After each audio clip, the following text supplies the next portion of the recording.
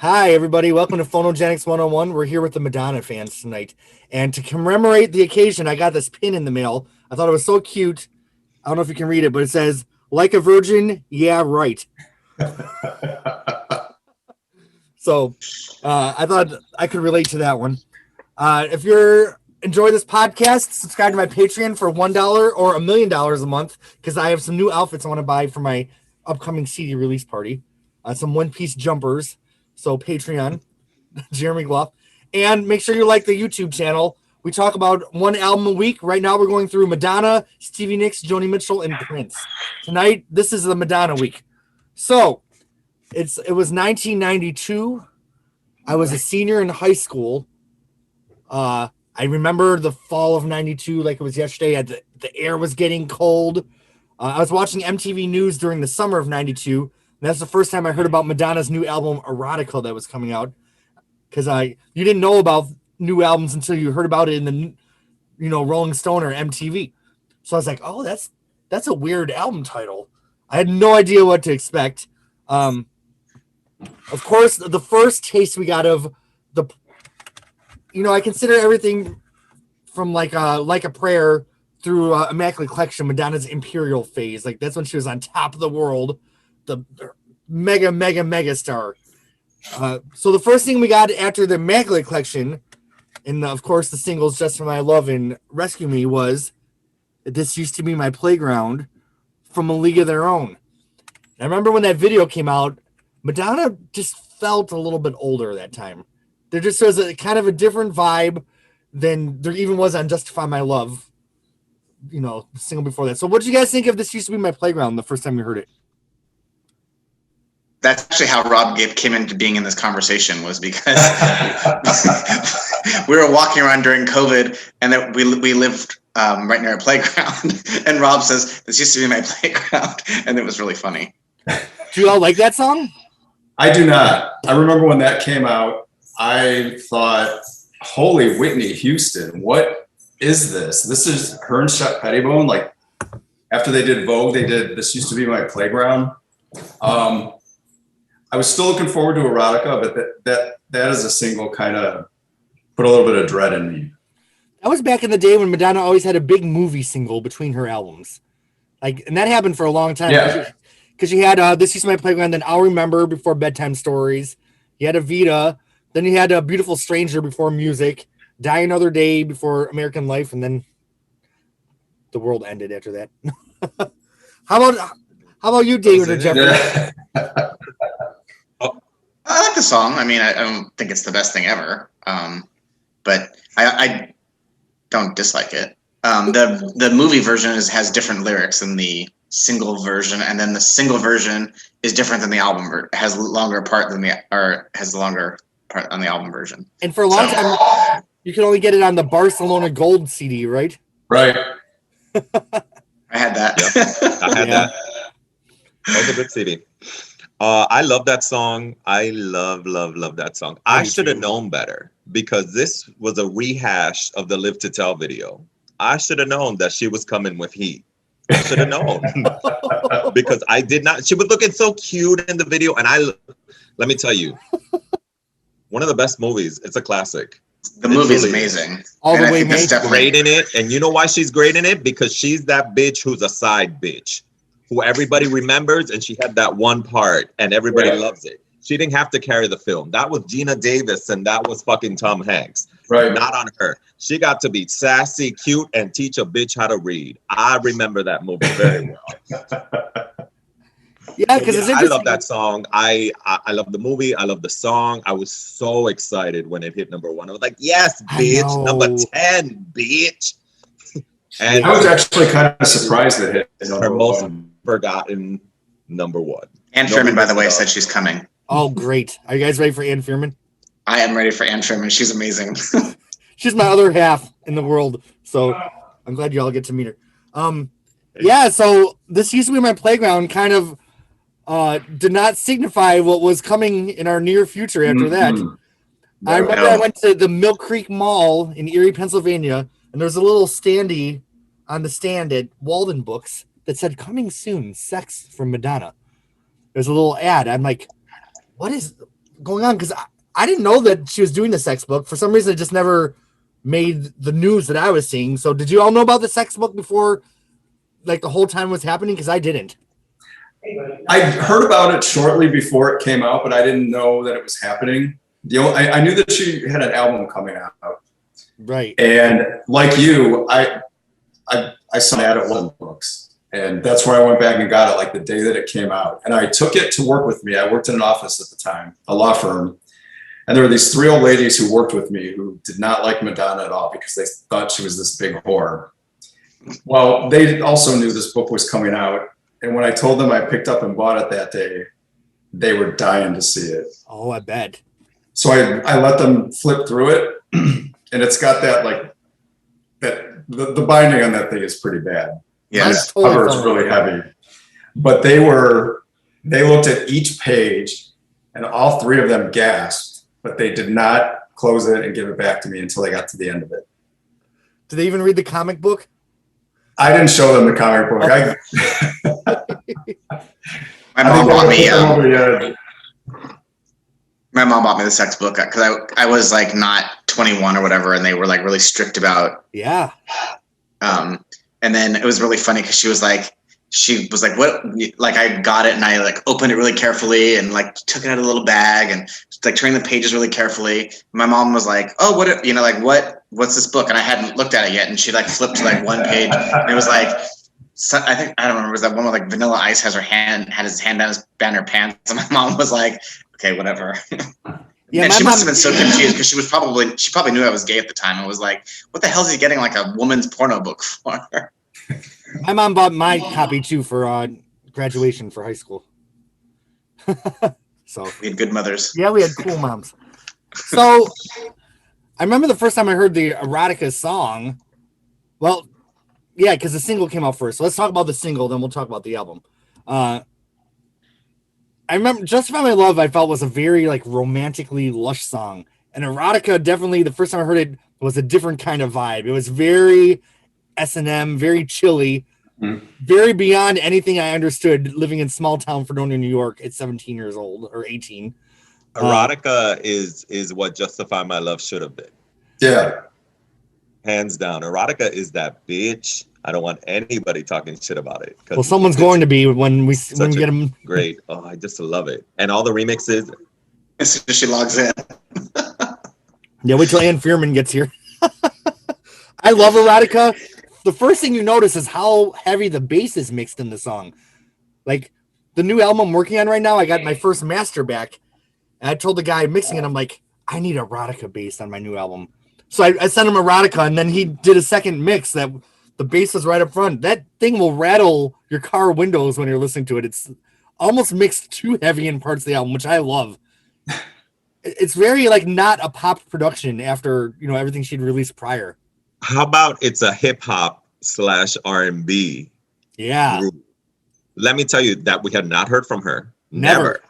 So it's like, I knew because my mom raised me on some good 70s R&B. So I knew it was Jungle Boogie in the background. Yeah. So I was like, come through. And I loved it. And it was just like, the candor. Give it up. Do as I say. I'm like, yo, I can still quote that word by word. It was that bitch. How about they played it here in Miami, and then they had to yank it because, as it seemed, they played it a week or 2 weeks early than it was supposed to. Oh, damn. No way. Wait. They're like, oh, we've been told by Warner Records that we can't be playing this anymore, so we'll play Vogue until we can play. Oh my God. Again. That's why it was so big when it came out, because in some markets they played it early. There's different things about the song. Like if you listen to it, like there's like chanting in the background. There's all these like metal scraping sounds. It's interesting if you listen to the demo versions. It started out as something called "You Thrill Me," which had like sung verses. Which the demo versions are terrible, but when she brought it back for Confessions, I almost like pissed my pants. Bitch, yeah. I gagged. I lost it. That's the last tour that I went in blind for Madonna. Went in blind, and when I heard "You Thrill Me," I died. I resuscitated and died right back again because, first of all, you ain't heard that shit in a minute, in a long time. And it was mixed so lovely, and her dancing, and she was just, she looked so good in that performance. I wonder what even inspired her to bring that song back, because it was never released. So it was like, of all songs to perform, like, right. So weird. Yeah, I don't know why she didn't just do Erotica. Yeah. I'm glad she didn't. She turned it out. I mean, that's one of the highlights of Madonna's whole career for me, is her performance of "You Thrill Me" on Confessions tour. Me too. It like brought tears to my eyes when I saw it. It was just very powerful. I don't know. And then there was enough of the original erotica in there to like give me life. And when I saw the concert in Miami, there were these two girls talking the whole time. I'm like, this is my one chance in life to hear "You Thrill Me" live, and you're gonna fucking talk. I was so mad. So I love it. Yeah. So go ahead. Oh, I was just gonna say, like, when I heard this song, I mean, it's one of my favorite Madonna songs of all time, actually. Erotica? I loved it when it first came out. It was one of those like songs that first listen, you're like, ooh, yeah. But I did start thinking, oh God, is like all of her music now going to be talking? Like, is she going to start singing again, or is that going to? Because "Justify My Love" and then "Rescue Me" and then this song, and I was just like, does she just like talk now? Is that like the new thing? So when I heard the rest of the album, I was like, okay, good, she actually sings again. We're about to be joined, you guys. We're about to be served by Ann Fearman. This is the best. Hello. Hey, motherfuckers. Here's the thing. I have to fix my eyebrow, and then I can come on. So just give me a minute. Know that I haven't even smoked my joint yet. Oh, are we live? Oh, shit. Yeah. All right. Well, I haven't done any of the things I needed to do to prep to be my best self for tonight. So you're going to get what you get. I'll be on in a little bit, though. Wouldn't you say this is just like 1993? Ann Fearman showing up in a room full of gay men who love Madonna? That's right. And begging for all of your love. Yes! Oh, good days. Oh, well, there she is. There she is. David, Roberto, Hi. Rob, new men. I love it. Jeffrey. Hi. We're only on track 1 and talking about the song Erotica. Okay. Can I smoke a joint? Yes. It's not It's legal in half of the states anyway. Well, I vape. It is legal here. And that's important because I would not condone. It's illegal in my mind. That's right. All right. So don't let me interrupt. Okay, yes. sorry. So the song Erotica, though, when you put it on, when she starts talking like this. Oh, did I freeze? Oh. I froze for a second. We're back. You did freeze. All right. So what's the first recording again? I'm sorry. Erotica is the first song. Oh, yeah. It's a great opener, right? I mean, it's so sexy. It's so 90s sexy, too, which I think is very particular, a particular kind of sex appeal. This is like the only album I like from her, frankly. But we don't need to go into that. David's like, no. We don't need to mention that. You're still the hater. I am the hater. I'm just a jealous bitch. That's all. I just wish my veins were that ropey at her age. So Erotica, the way she talks, like, if I take you from behind, like it sounds like she just smoked 12 packs of cigarettes. Her voice, I love it. Like her husky voice, the chorus. It's such a weird ass song. And I met this girl that Ann knows, Shauna, because the day Erotica came out, we were both in line at Record Theater, and we were both buying Erotica. So we became friends, both buying Erotica on October 21st, 1992 was the day. Oh my gosh. Wow. And it was this. I recently had to stop being friends with her, but we don't need to go into that drama. That's a separate podcast. So, yeah. Does anyone else have any thoughts on the song Erotica before we move on? I mean, it's obviously amazing. I think it's one of the best songs on the album. I'm sorry, David. No, Jeffrey had mentioned that she had been done doing a lot of talking. And I was like, but I loved it. I really did. Like, you know what? my mom raised me on Diana Ross. So she used to talk a lot on her records. So I was like, oh, you know, Madonna's taking after Diana Ross. I'm good. Except Diana Ross can sing. Oh! Yes, Jeffrey! Thank you. I leave my poor woman I'm and just her saying, I'm not struggle hating. vocals alone. But I will say, I thought her vocals, probably because they are more talking than singing on this album, were the best for her because she's in her range. She's not trying to do more than she's capable of. And she's a very limited artist, you know, in terms of range and vocal range and just, you know, overall entertainment value. But I do think that she shined in this one moment. I didn't care for the remixes of this song. Oh, I love them. Really, the remixes are what got me into this song. Oh, really? Yeah. I'll have to check them out again. I haven't listened to them in years because I never liked them at all. I liked the I have the single. I didn't like. I liked Erotic, the version from the Sex book that had totally different lyrics. Oh, right. It was slightly dirtier. But the actual remixes did nothing for me. But the video, she looks amazing. I mean, obviously it's scenes from the Sex book live. But I mean, she never looked better than when she had the long blonde hair. The scene, I used to have a postcard on my refrigerator for years of the scene where she's staying naked and holding her purse. Who doesn't? I love that. Come on, what gay man doesn't have Down, that? down the road. Yeah. Down the road. Looking like she just from got me on fucked. Alton in Miami Beach. Oh, she looks so good. Yeah, She this looks is the best so she ever looked. cunt. Every gay man who loves her has that picture. Yeah, Tell that me is they don't. accurate. That is accurate. All the gay men I know do. I have it in my bathroom. So 'Cause it's art. That's where it belongs, right? So when I was in high school, I would buy a candy bar and it'd have like the gold wrapper, and I put it on my tooth, and so I had the gold tooth like Madonna. And then when I lived in Buffalo, I bought a gold tooth. I ended up giving it to this guy Toby that was a DJ. That, you know, I gave him my Madonna gold tooth because he wanted it. It's such a strange overture, isn't it? Here's my gold tooth, baby. Oh. I'm not a fan of the gold tooth, by the way. I loved it. Meaning, I hated it. And then isn't there a video where she like intentionally licks over it with her gross, long, skinny tongue? Oh my god, that was the worst. That was like a nightmare, like something you'd see from 9 Inch Nails in a 9 Inch Nails video. That would be the erotica video. Other than that ridiculous looking tooth and how cool she thought she looked with it, the rest of it was spot on. See, I loved the tooth. I love the I know you tooth. did, Jeremy. I know you did. And let's talk about how I shaved off my eyebrows really thin, just like Madonna did during this era. Yeah. Which every gay man did, which made us, you know,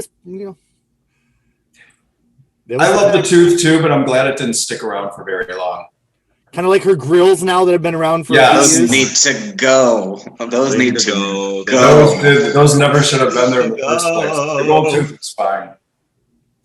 All right, any thoughts on erotica before we move on? Love it. Okay, so the single came out. I bought it on Single. So I used to play it on my Single in my car. It had the instrumental on the B side, so you got to hear all the weird ass metal scraping sounds that are. It's a really dark sounding production. Like this is a weird song. Okay, before we move on, it's in the record books as the highest charting airplay song ever of all time. It debuted at number 2 on the airplay charts. That's amazing. Really? I didn't know that. Yes. And of course, it peaked at number 3, and it went gold. What song are we talking? Are we still talking Erotica. about Erotica? Oh, wow. Yeah. Okay. Yeah, it was a great song. I mean, you know, like this is her, I think, at her best, right? Because this is when she was really doing fun, different things, working with a variety of producers. She might still do all that shit because I don't know. I don't follow her. I try to avoid her at all costs because she freaks me the fuck out. Her tits freak me out. Okay? Yes, the ropey veins all over, and then these like beautiful full tits that don't move. What's going on, Donna? Right? Anyway, I'm more interested in her children at this point. Anyway, but good for her. Whatever. My point being that she was really creative. I think at this sort of decade here. I know the '80s too, but the '90s she really tried a lot of new things and really became, I think more important. She brought it in the 90s. She did. She really This was her like I don't give a fuck phase because she like put out this album with and the Sex Book, and then she did that movie Body of Evidence. It was like, yeah, she was just like I don't give a fuck. Now I will tell a little bit of a story. There was a Madonna tribute concert in Tampa, and they had all these local acts, do 3 Madonna songs. So I'm like, I'm gonna serve it. So I did this like medley of "You Thrill Me," "Erotic," and "Erotica" that I all put together. And when I performed it, it like was such a dud. Like I thought I was gonna go out there like own it, and nobody liked it. They all wanted to hear like Material Girl, the '80s. Did you? Those give are it the to 'em? horrendous Yeah, they really are. fans. They're horrendous because I would die. If you gave me that, I would be like, bitch. Yeah. Yeah. So But no, like, but I'm a stan. Who the fuck So for wants me, I feel like if you're a Material Girl? casual fan, you just want hits. You know what I mean? Yeah. But if Well- a stan, if there was a stan in the audience, maybe they There could have wasn't. appreciated that. There wasn't. Nope. Right, and I think that proves how few true Madonna fans there really are, which I think just shows how little talent she has. But that's just me. Exactly. But I was thinking that it was just so much, and then this, honestly, to me, this tested if you were a real fan or not. Oh, Erotica? Because album? all three of those. Because look, I was a sophomore in high school, and I was treated like shit. Yeah. Because I was still defending Madonna hardcore, defending her against other kids, defending her against teachers, defending her against family. It was hardcore. So I'm like, I was too busy defending Prince. Sorry. Oh, and that's fine. Oh, you know what? And he needed it. So we're good. Damn. He went through hell. That's fine. But he was good. Oh my God. 91 was a great David. 91, 92, great year for Prince. Oh, I love We had to prep for the slave and symbol years, so I was getting exactly. mentally getting prepared, so I didn't have time exactly. to defend Madonna. But, I was too busy you know, defending. I was defending myself. I don't forget Madonna or Prince. Yeah. Those fucking kids were terrible. And Madonna and Prince, listening to them gave me an escape from the torture of like the early 90s being gay. It was not easy where we grew up, man. No. And if anyone out there is watching this, the video for Erotica is like basically the Sex Book but illustrated.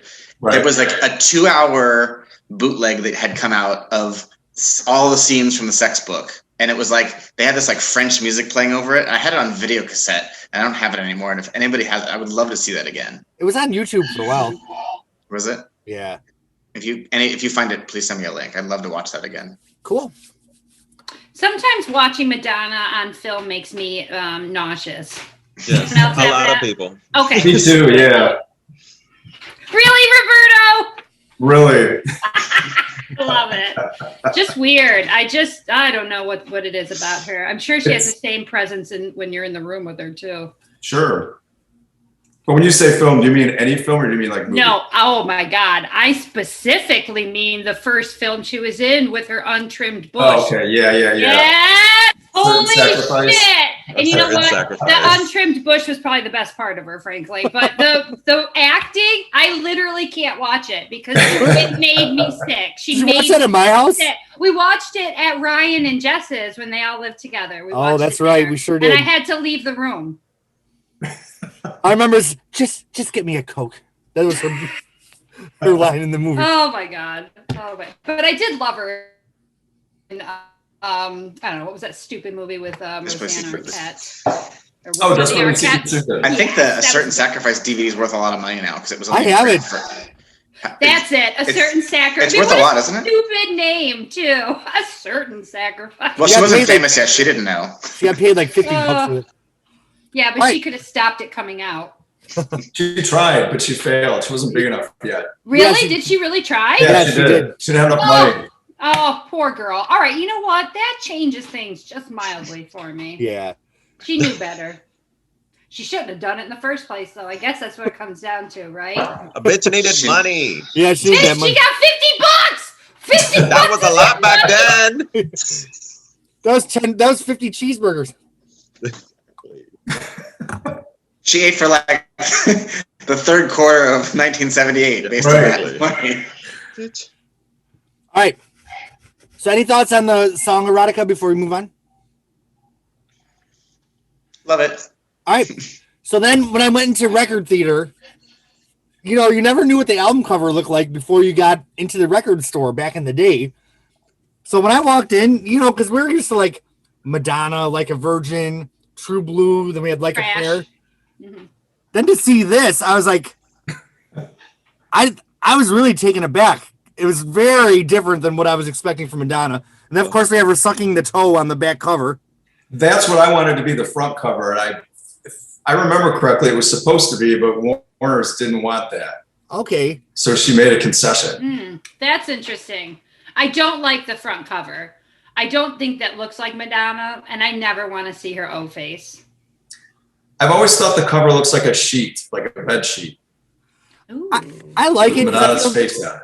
I feel it's kind of a chilly album a little bit, so I thought the icy blue kind of fit the album for me. Yeah, the color fit, I thought. Yeah. I didn't care for the back cover, but the front cover I The like. back cover's hideous, but that's why I would like it as the front I cover. love it. But I mean, she looks so great in like every picture, and that picture Yeah. just doesn't seem to be representative of how hot she looked in this era. No. Yeah. I agree. It definitely, I don't know. It's such a weird, like the fold out. I spent a lot of time with this album back in the day. But I remember when I got home and I played the album for the first time, I was like, this is it? Like the first time I heard it, it took me a lot of listens to like understand this album and to get into it because it wasn't poppy at all. It was very house, very underground. It didn't have like the big pop hooks that you're used to from the Madonna singles. What did you guys all think the first time you heard Erotica, the album? The first time I heard like all the way through, Yeah. the first time that I got to the end of it, I won't lie, I was disappointed. I was like, this is not at all what I expected. Right. I was expecting a lot more stuff like Deeper and Deeper, which I still think is a great song.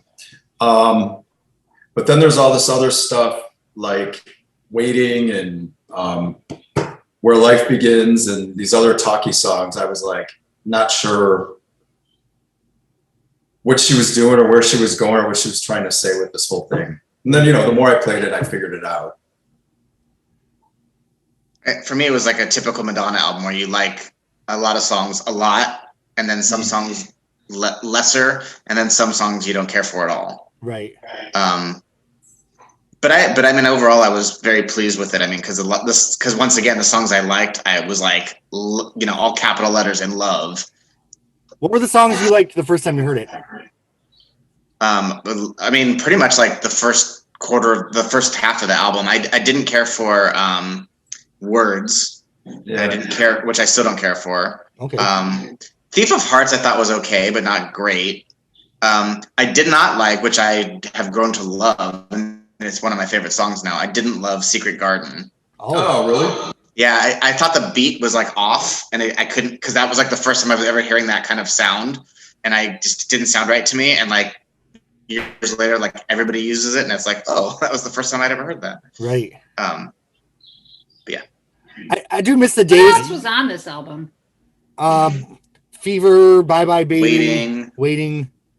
Oh, Fever! Yeah. Dislike. I love the video for Fever. Yeah. Why is it so hard? Which obviously None of these ring a bell. with the sexual innuendo, and then it's like Right. about like it's like a cause song. So David, what do you think? I love the album a lot because I was already transitioning away from pop and more to R&B and hip hop. So this felt right. I loved it. I was like, yes, bitch, yes. And I played it out. I loved it. I was like 15, 16. Loved it. It was like she gave you, she was just so hardcore in this album. And it just gave you like so much confidence to just, you know, take on the world and fuck these bullies. And after this album, I didn't give 3 fucks about anybody. They called me a faggot. I'm like, tell me something I don't know. I just didn't care anymore after this album. And I love this album a lot. this album definitely felt like a window into a better life than I was living at the time. You know what I mean? Like where people are queer and having threesomes and body positive and, you know, talking about things without it having to be whispered. So I do feel like I would have been a different person had the Erotica album not existed. Because, you know, I kind of took my attitude from Madonna too. I'm like, you know, fuck you all. And Anne can attest to it. I was pretty wild back then in my defiance. Almost like too much. Because, you know, your defenses are up. So, like, you don't let people fuck with you. So. It was very difficult to be vulnerable. Yeah. Yeah. Yeah. Yeah. I mean, you know, I'm not, I'm an ally. I love the dick, right? I mean, we all do, right? We can all agree to that, right? We all love it.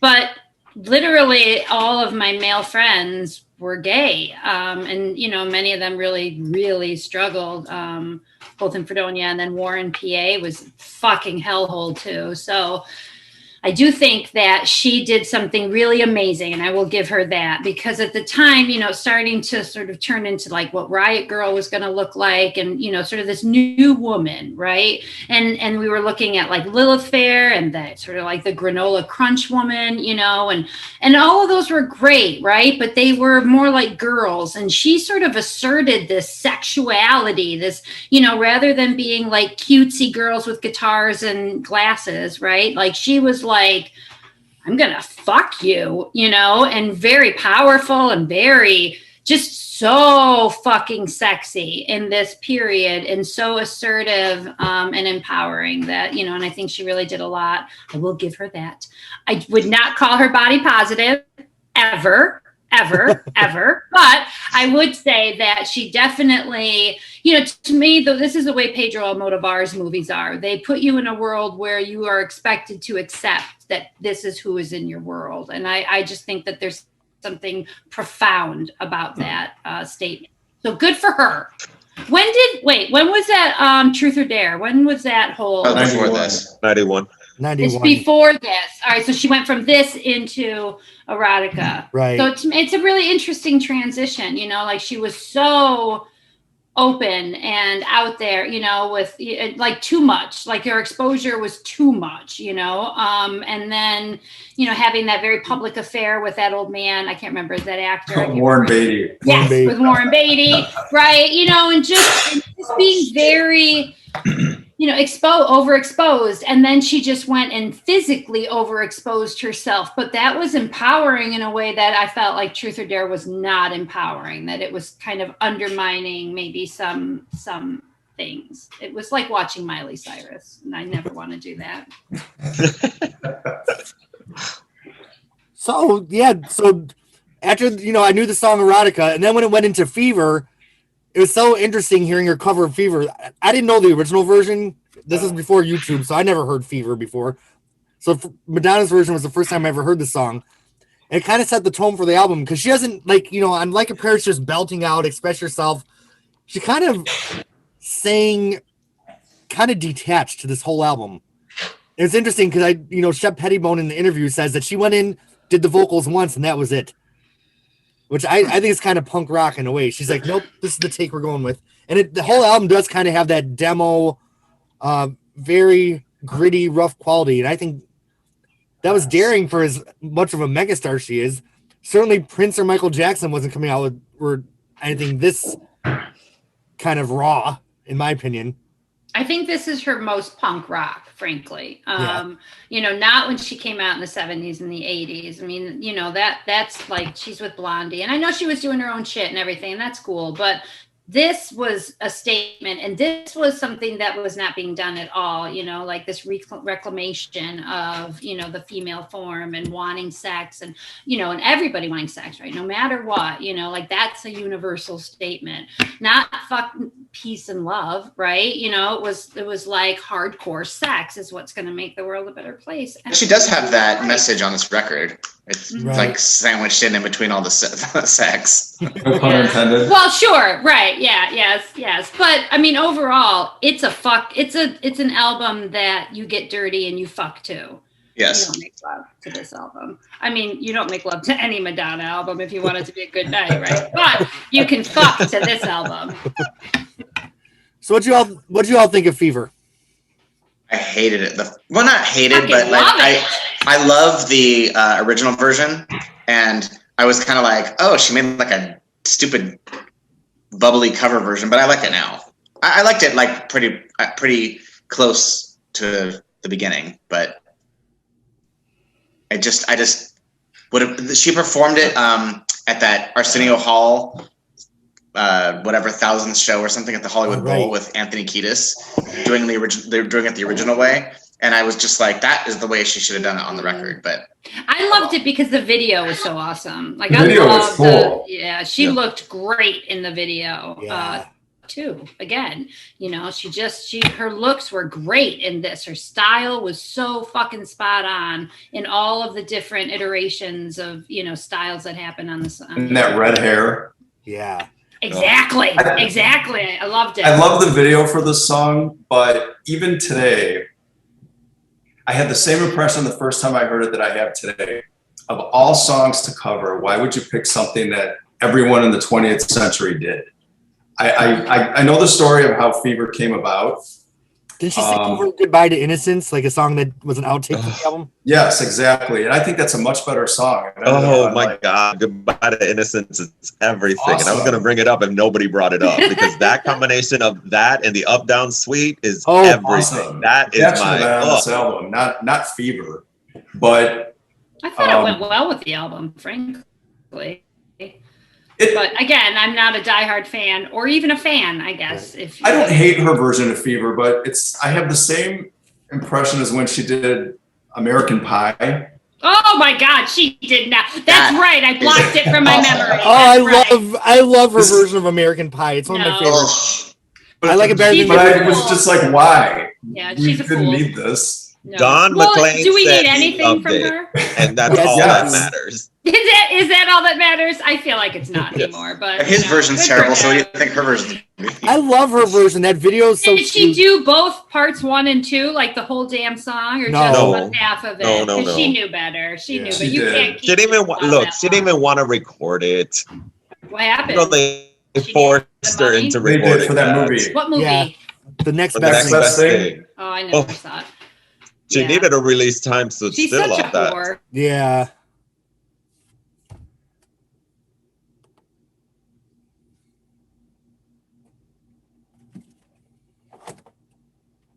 If you're at a club, that's Yeah. where it belongs, and everyone's going to dance to it.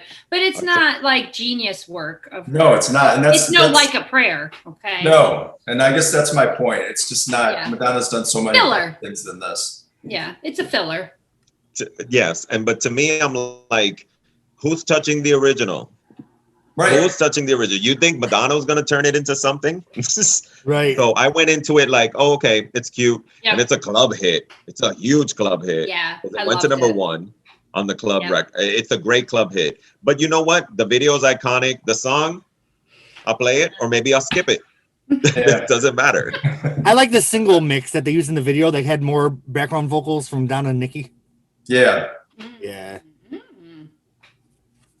And then the thing I liked about the Erotica era is she had a different look, not for the album, but every video. She kind of like changed her look for every video. Yes. And 'Cause, you know- every look was awesome. Yeah. And sometimes more than one look in one video. Yeah. Yeah. Because she had the Yeah. ponytail in Erotica.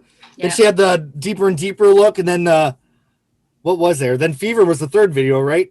And then she had the short black pixie cut for Rain, which I For also Rain. Oh, that was beautiful. I Yeah. forgot about that. I forgot Are that we song forgetting was about the there. Bad Girl Bad video? Girl, Oh, the yeah. Bad So Girl. good. How can I forget about the Bad Girl video? That might be her best video of all time. Oh, I don't know it. I'm there with you. I'm there with you. And I I'm bet you too, might actually actually. like it. Describe it to me.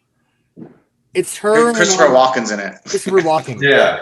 Oh, well, come on now. I'm Yeah, gonna have to watch it. I love him. It's creepy and amazing. Like, Of course. yeah. And she Okay, looks all so right. flawless. Oh, Yeah. Will you she put was it in serving the... executive boss bitch. I love it.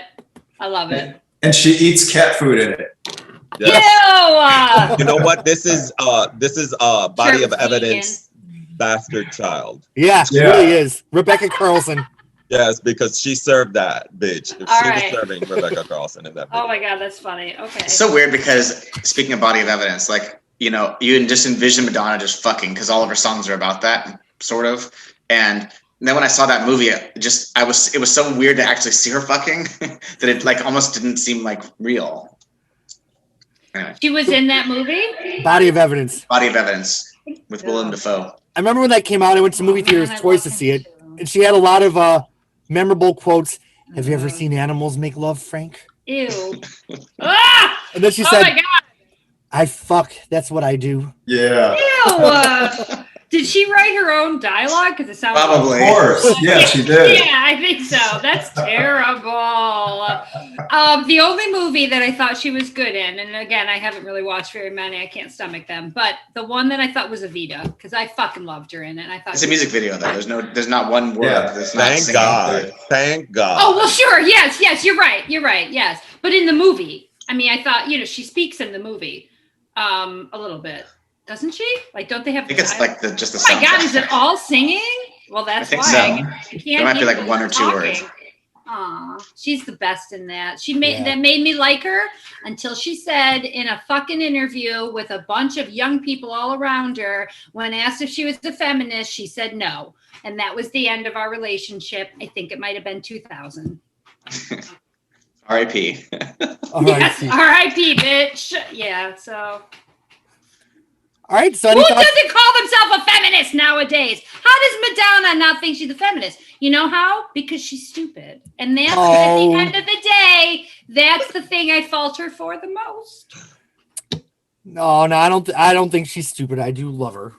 You can love something and it be stupid. They're not music. Every guy I've ever liked. Exactly. Every single guy I've ever liked. Okay. My friend, I was working at a music festival this weekend, and I was trying to explain the type of man I like to this girl that was working with me. My friend Oki walked by. So I'm like, Oki, what kind of guy do I like? He just went, dirty, and then just kept walking. That's so true. So true. Okay, track 3 comes in with this kind of 90s, would you say New Jack swing beat? Bye Bye Baby. She has the vocoder on her voice. Oh. No, it's not a vocoder. It's she sounds like she's on a telephone, right? Right. Cupid doll voice. This song was so weird. The first time I heard it, I was like, okay. What'd you guys think of Bye Bye Baby the first time you heard it? I think it's one of the better songs on the album, and I liked it right off the bat. I'm like, I'm breathless again. Oh, good times. Because that would have fit very well. Yeah. I'm breathless because she was serving me that Breathless Mahoney, very like Betty Boop type of vocals for me. I did like the performance she did on the MTV Music Awards, which later she did in the Girly Show. Yeah. Jeffrey, Love that. what'd you think of Bye Bye Baby? I liked it. I mean, is it her best song ever? No. And I had a little issue with she repeats the lyric from like, kind of like she changes it slightly, but like from Erotica, where she's like, I'd like to hurt you. I'm like, really? Like, you can't think of anything new. You have to like repeat a line from the song you just had. I don't know. She does. I thought it was like weird sequencing, but I like the song and I still like it. And I mean, I listened to the album today and I kind of the feelings I've always had for this album. I mean, the songs have not changed. I still like the bulk of it. And the songs I've never liked, I still really don't like, other than Secret Garden, which I just fucking love. Yeah, I love it too. All right. Any thoughts on Bye Bye Baby? Andrew, remember that one? No. No? Okay. Those remixes I didn't like either. I like the hip hop one. Yeah, me too. That was Revisit these. released in Australia, the Bye Bye Baby single. Oh, I feel like I do know this song. I know that. Maybe just because you had it. Though. You know all these songs. I do know them, but that doesn't mean I'm being blocked so much, You're all too fucked up to remember. Bye bye, baby, bye bye. Yes. Okay. Yep. Yes. You sing in the Cher voice. It in the other. Yeah.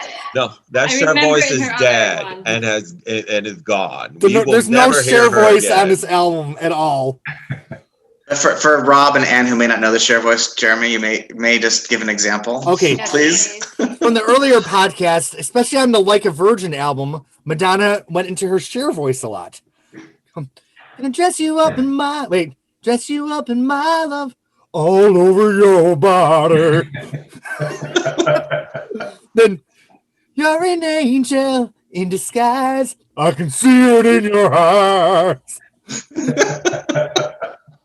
So That's horrifying. So we would know, the Cher voice was around a little bit on True Blue, maybe a tiny bit on Like a Prayer, but I venture to say there is no Cher voice on Erotica. No, it's the gone. last time we heard the Cher voice was on in Breathless. Rescue Me. That's it. Oh yeah, Oh, Rescue yeah. Me. I see you and me. You can rescue me. Exactly. She said, I'm done with it. I'm not serving these vocals no more. Oh my God. I hope she brings it back. Rescue That's all I can me. hope for. Okay. Moving on to track 4 of the album. I'll never forget it. There was a high school dance, and all I want to do is hear Deeper and Deeper, and they played it, and I got to fucking dance to Deeper and Deeper with all the stupid jocks looking at me. Fuckers. So what do y'all think of Deeper and Deeper? Love it. Love it. Somebody sing a little bit. And You somebody- hate when she reuses lyrics. And she reuses lyrics in this song too. Oh. I did notice that though when on my first listen, and I was just like, I'm really confused. She's like, she's only talking in Erotica, and then Fever, which is like a disco cover, which I was kind of like, that you shouldn't do a disco cover of that song. And then Bye Bye Baby, where she recycled lyrics, and then Deeper and Deeper, where she recycled lyrics. I was like, what is she doing? But See, I love like the I don't give a fuck attitude. I'm just gonna do it anyway. the throwback to Vogue at the end. I thought it was fucking awesome. Yeah, me too. Like, That I was don't cool. remember it. I feel like I remember it because I know it was a hit and I know it was a club hit. But I'm also like, ugh, she had so many that kind of meld. This is a big one though. No, I this one can't help is falling in love. beloved by fans and non-fans. That's Yeah, how I deep. remember watching her do it in the tour that you were just talking Yeah, about. the girly show. Yeah, it's a girly show. I remember that as a scene with Right. her women. the original concept for the video, by the way, was that Nice. it was going to be She looks good there. her, Prince, and Michael Jackson in the video, and they Really? were actually en route to filming it, and somehow it fell apart at the very last second. I didn't know That that. was Michael Jackson's fault. Yeah. Yeah, it's Michael Jackson. probably Michael. Good, because I like this video as it is. It's so weird. This is a weird video where she's driving around. We had a friend, Jess, that lived in Warren, Pennsylvania, that made a comic book about this woman named Juna Valdez that was a club kid. And he based it on Madonna in the Deeper and Deeper video. Driving around with her balloons. I loved when she went in the DJ booth and she's like, All right, I remember But it she now. was There's practically bald. Wait, Bald. it's like her response to Guns N' Roses' Welcome to the Jungle, right? Like it's her instead of Axl Rose wandering around. it's very Andy Warhol, isn't it? Kinda? Yeah, it is. It is. There's like this really nerdy guy in the video, and that's this guy. He was on the Howard Stern show. His name on the show is Melrose Larry Green, and he was like, I can't remember. He had a shtick that was like, he used to like go up to people and ask them stupid questions or something, but he had like a shtick, and he somehow ended up in that video. I love that video. And he's in it a bunch. I watched it. She does look bald. Like she has a little barrettes in her hair. It's such a weird ass video. This is such a weird era for Madonna.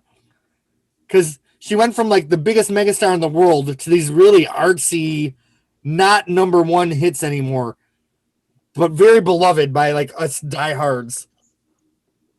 Because I felt like I had to defend her But more. no, the thing is, you know what? We understood erotica back then.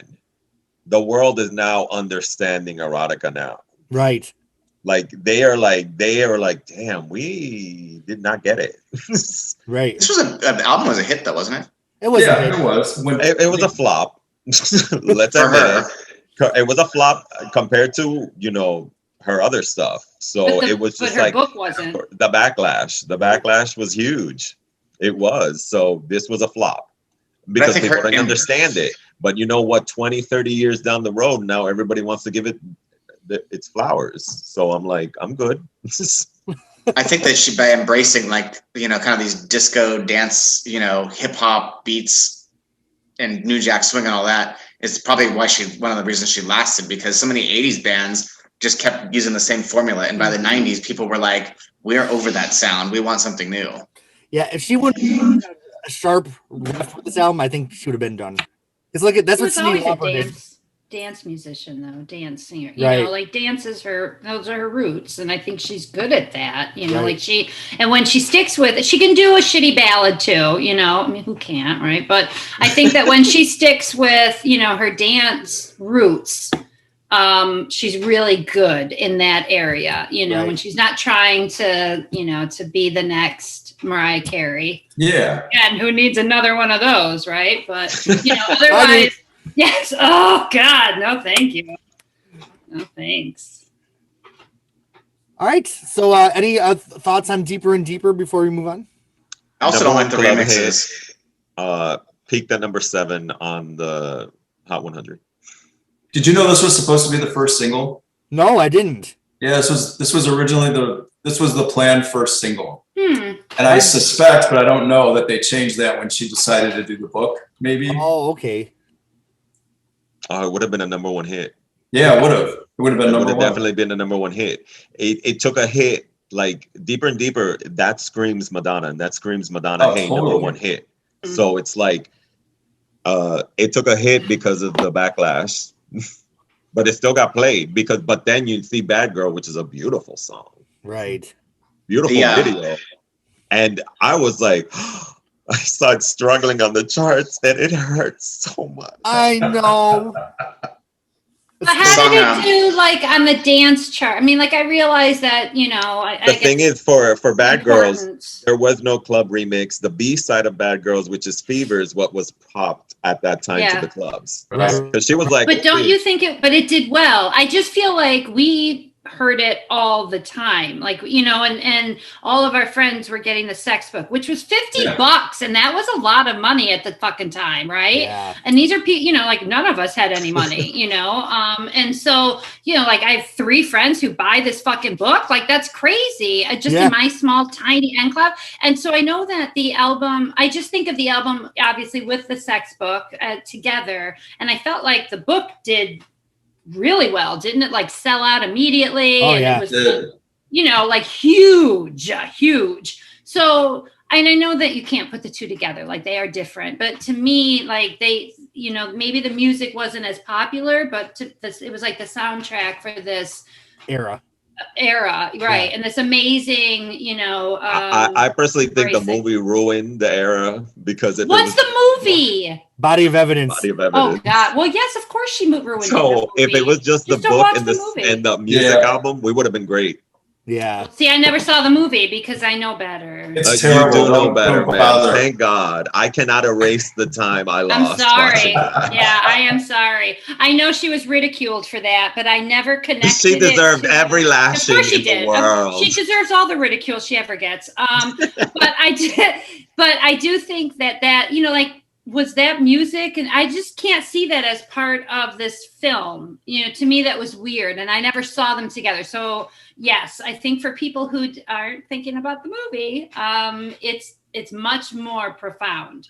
So I'm sorry that she ruined it. Yeah.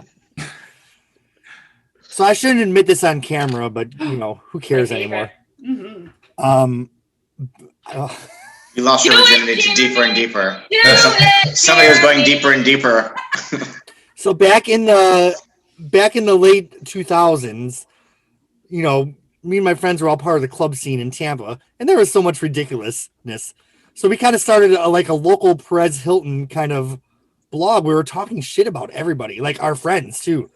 And each of us took on the secret role of a Madonna movie character.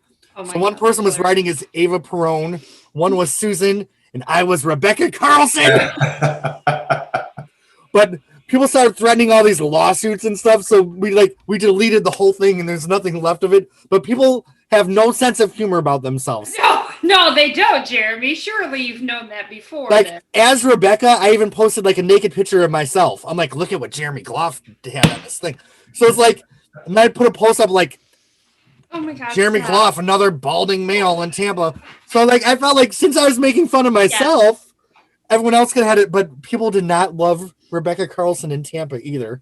Isn't there a children's movie about this that came out in the 90s? It's not Matilda. It's a girl who like writes about like her friends, and then her friends discover it, and they all hate her. No, okay. No, okay. But that sounds like a great movie, though. It's a really cute children's movie. It really is. And I'm pretty sure Rosie O'Donnell's in it. Okay. Rosie O'Donnell's in it as a nanny. Huh. All right, so we move on to track 5 of the album. Never the Mother. No, never. Track 5 of the album, where the highlight is where Madonna says, in her speaking voice, Colonel Sanders says it best. Finger licking good. I texted y'all that today. When I was walking back from the gym and listening to this album, and I'm like, oh my God. I'm going to text them this line. That's embarrassing. I would ask for every copy to be recalled. Yes. So that I could remove that.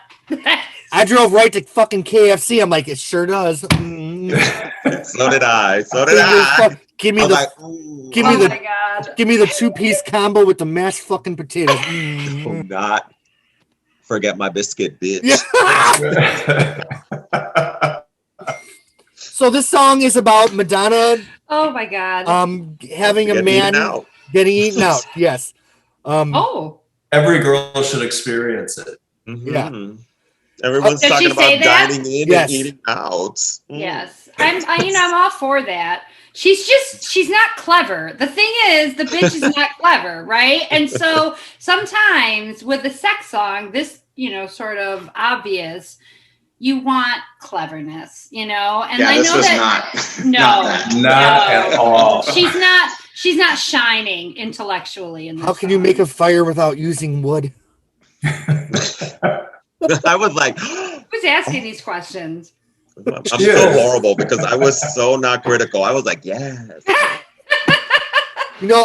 think, that's right for the audience, though. I think that was correct for the audience. I think the song is so bad it's great. Like, it's so bad. She never musically did it live. It's good. Yeah, musically it's good. Her vocal sound is good. It's just the words are like, oh my God. I mean, I used to always be like screaming down. I'm like, go down. And is she singing? 16 years old. That's just horrible. While she's receiving her Social Security, is she like doing this in current concert? Well, she did the kinds of things that are embarrassing. Sorry. She has another song about the same topic, Holy Water, which I think is a much better song. We'll get to that in a few months. I've only heard that song twice. Is it on this song? Is it on this album? No. Oh, different album, way later. But this song, I don't know. I think this song fails on every level. I never hated a Madonna song until this one came out. Oh, yes. It feels good to hate Madonna. Well, I'm going to go with Anne here. It's not clever. It is not clever at all. Sleeping with the enemy. It's not sexy. It's not funny. It's ew.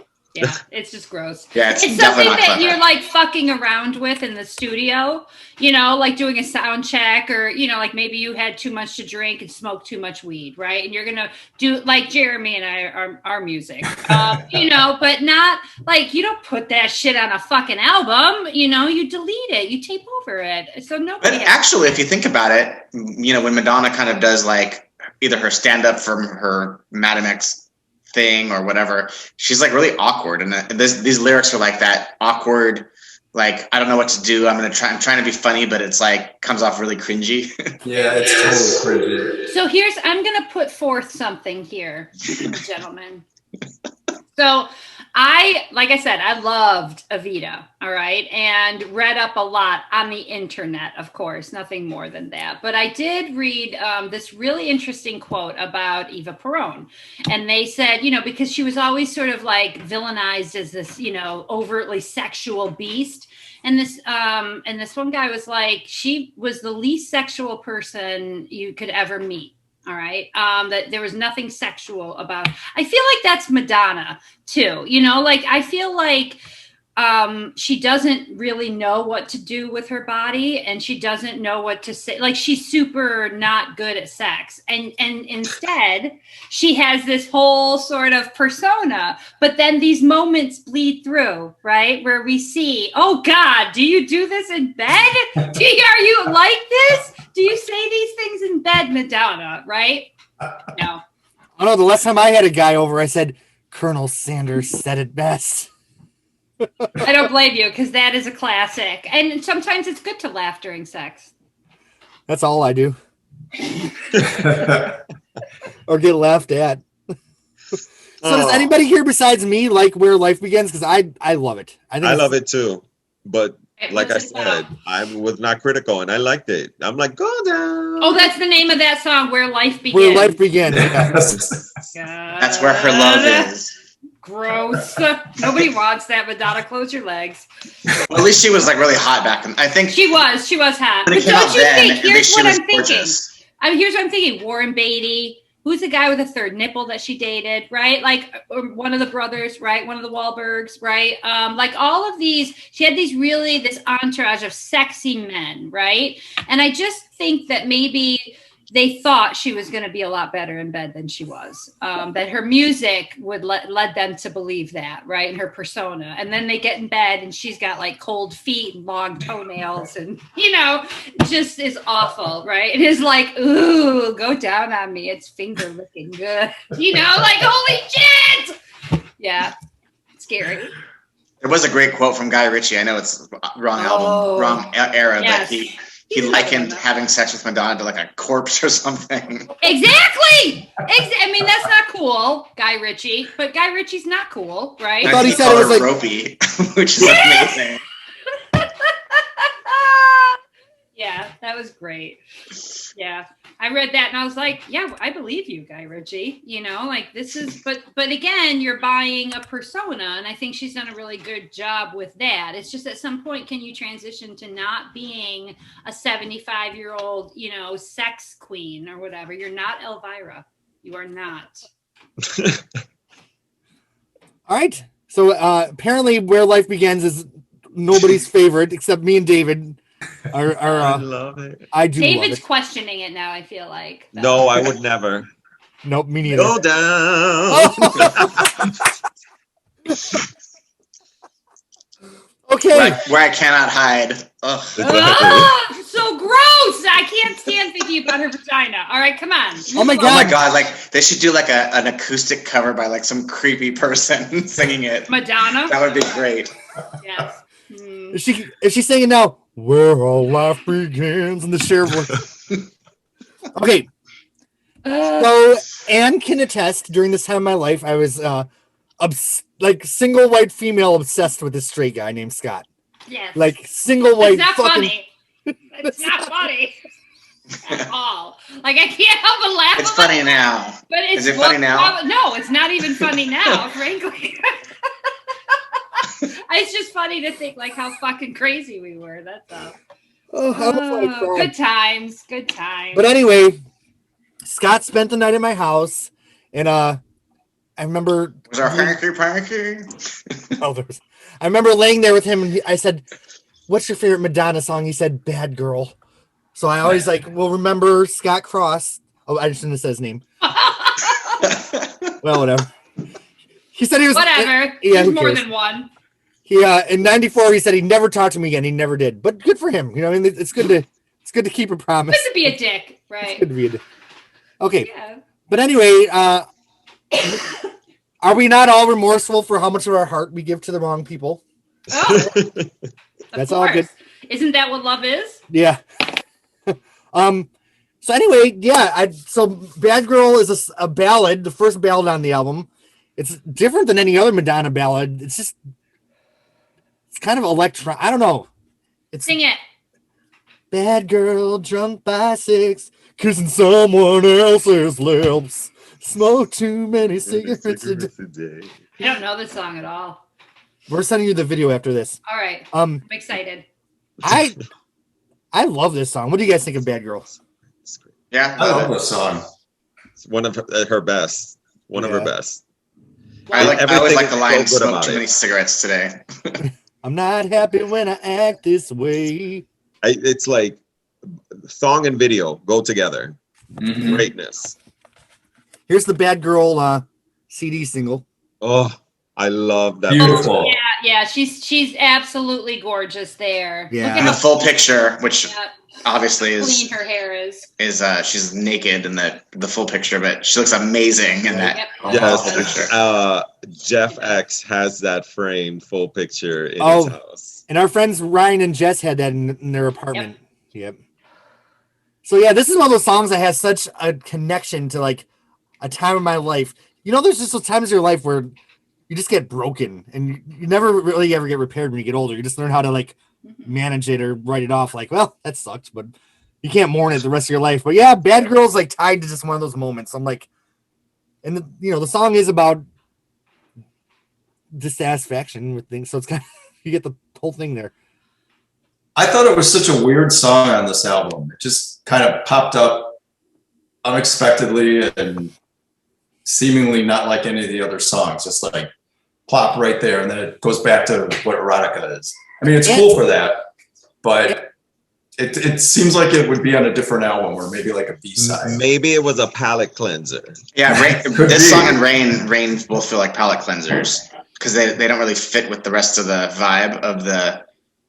Well, Yep. the underlying topic, which was sex, it fits perfect. Both songs fit perfectly. With Just Rain. sonically, maybe they did not meld. Oh, True. It's not some weird German piss thing, is it? No. All right.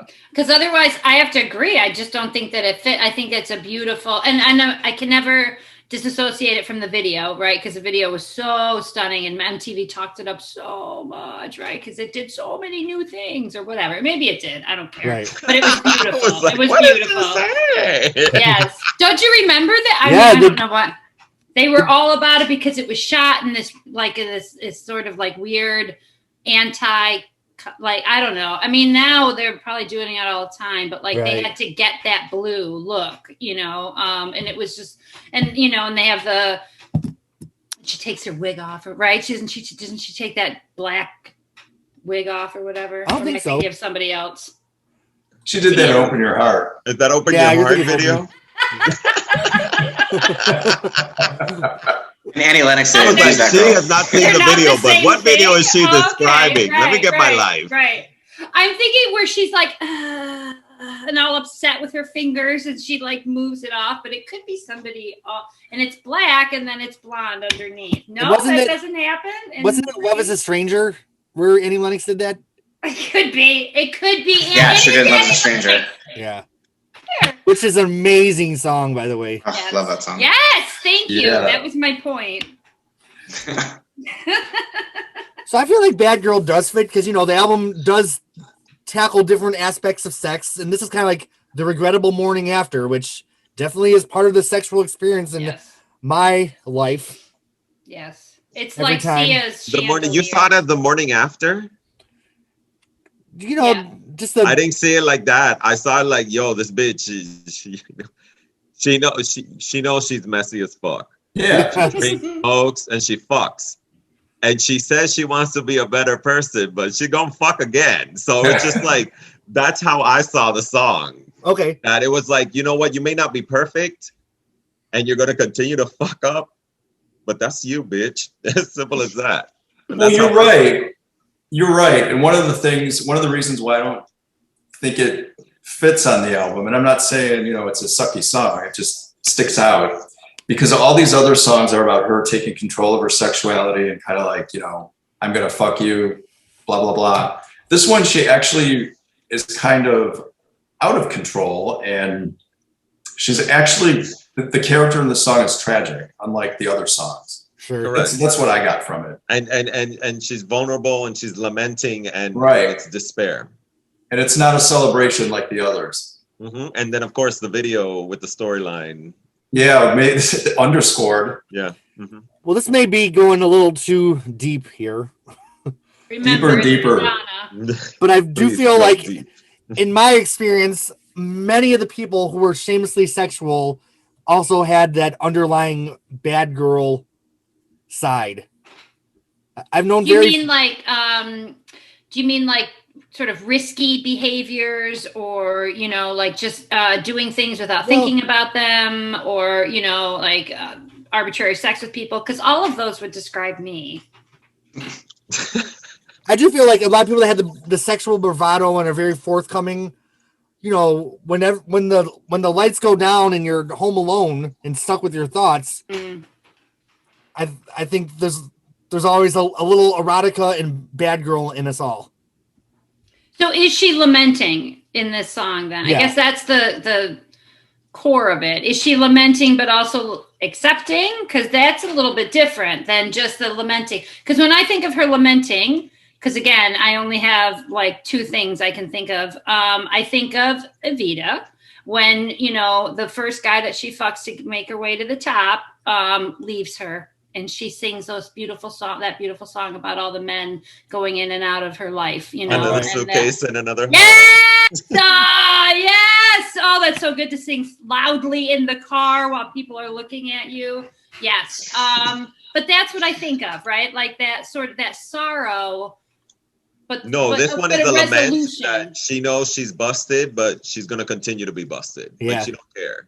It's just saying, you know what, I'm wrong. Yeah. I'm really wrong. I know I'm wrong, but I'm not going to stop. But it's sad. It's sad. Life. It's sad. Yeah.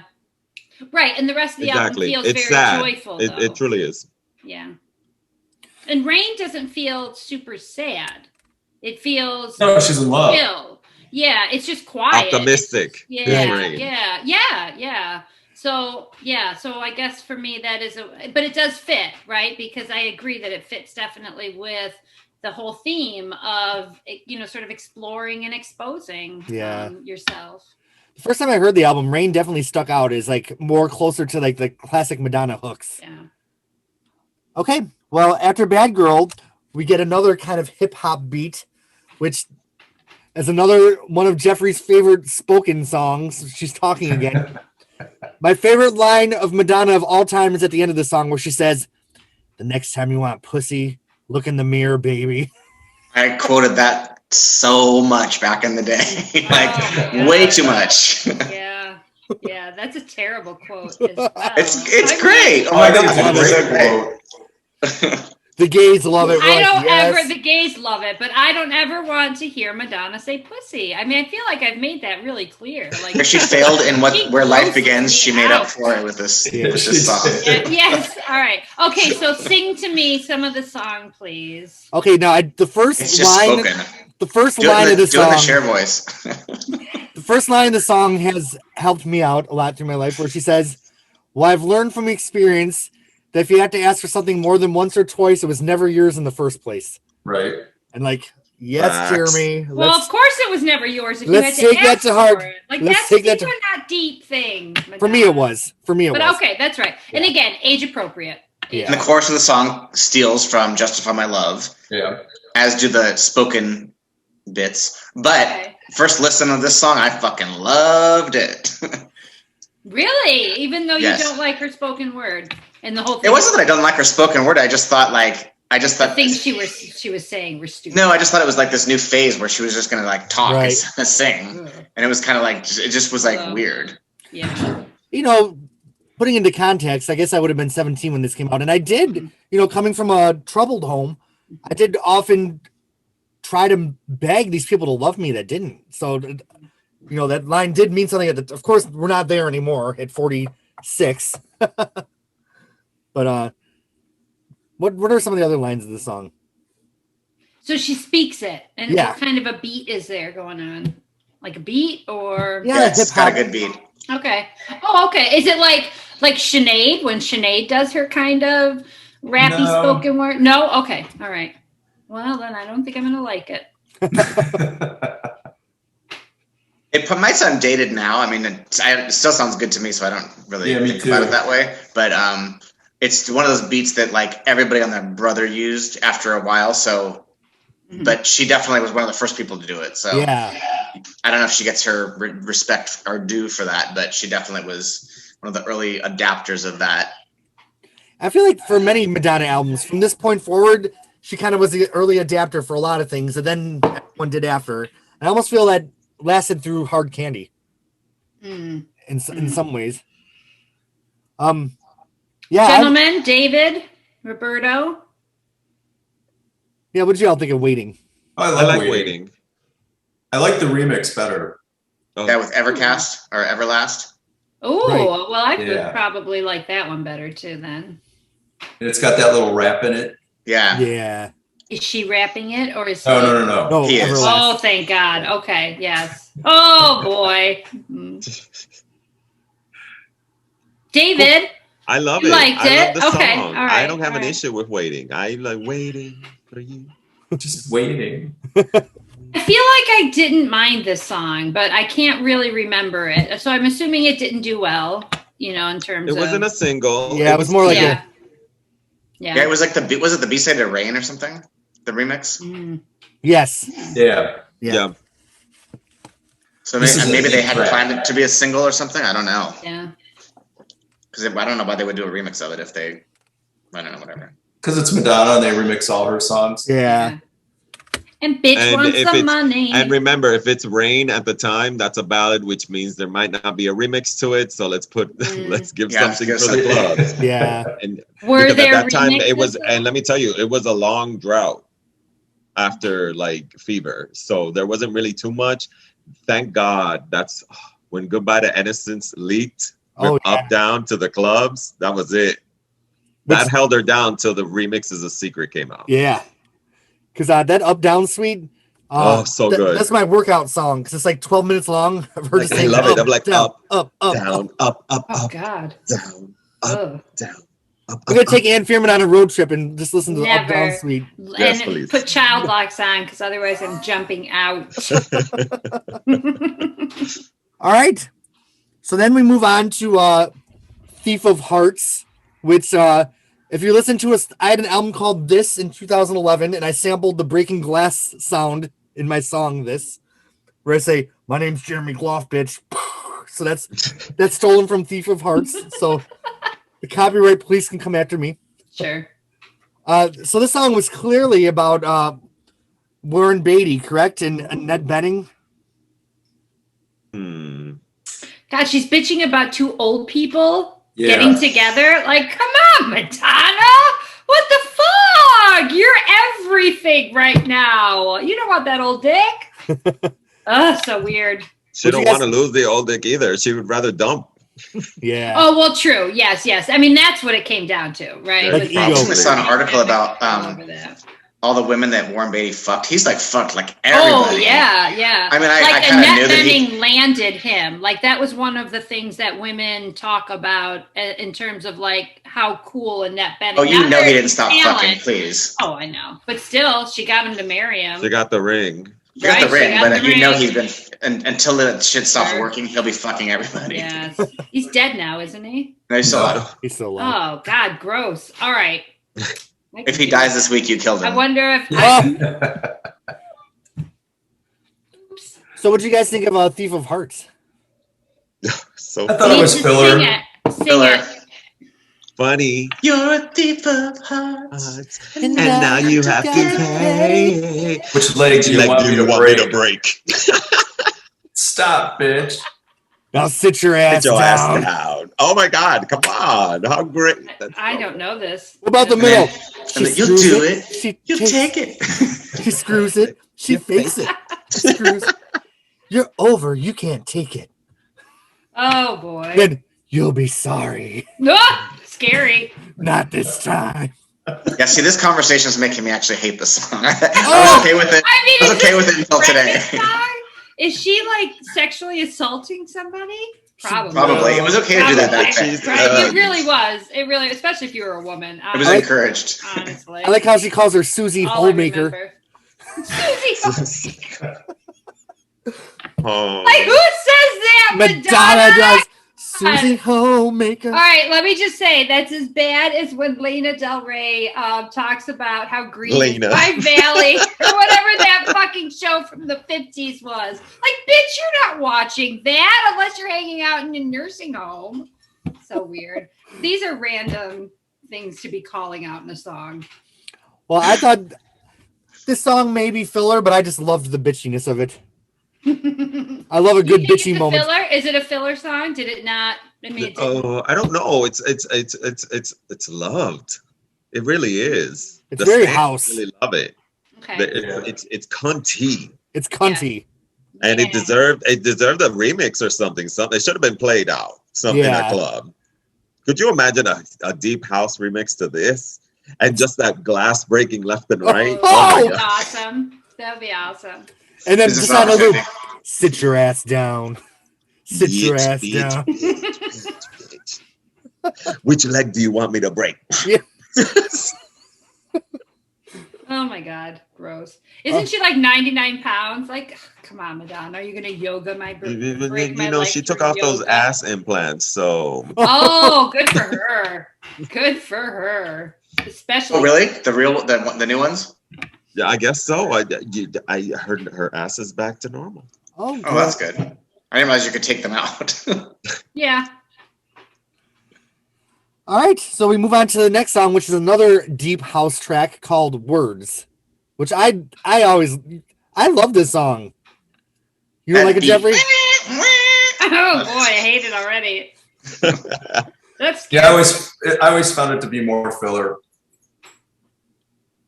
I mean, but also Another this was, song. I think, her first album where she felt was like this album's like 70 minutes or something like Yeah, that. this is a long album. So I think she really had to stretch because it probably if that would have been released like 2 years prior, would have been like 45 minutes, and there would probably have been like 10 songs on it. Right. Well, she wanted this to be a double album originally, but for whatever reason, I think it was a record company that told her not to make it a double album. Okay. David, what did you think of "Words"? I like Words. It cuts like a knife.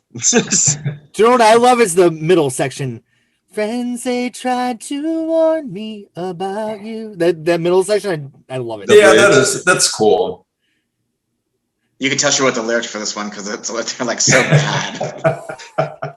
like 8th grade diary. Yes, like Diary. what is it? Words cut He into my tried to life. touch my nipple. Words they cut like a knife. They cut Yeah. like Come a into knife. my life. She's Yes. never been a wordsmith. Come on now. Now, But have you guys- especially in a song called Words.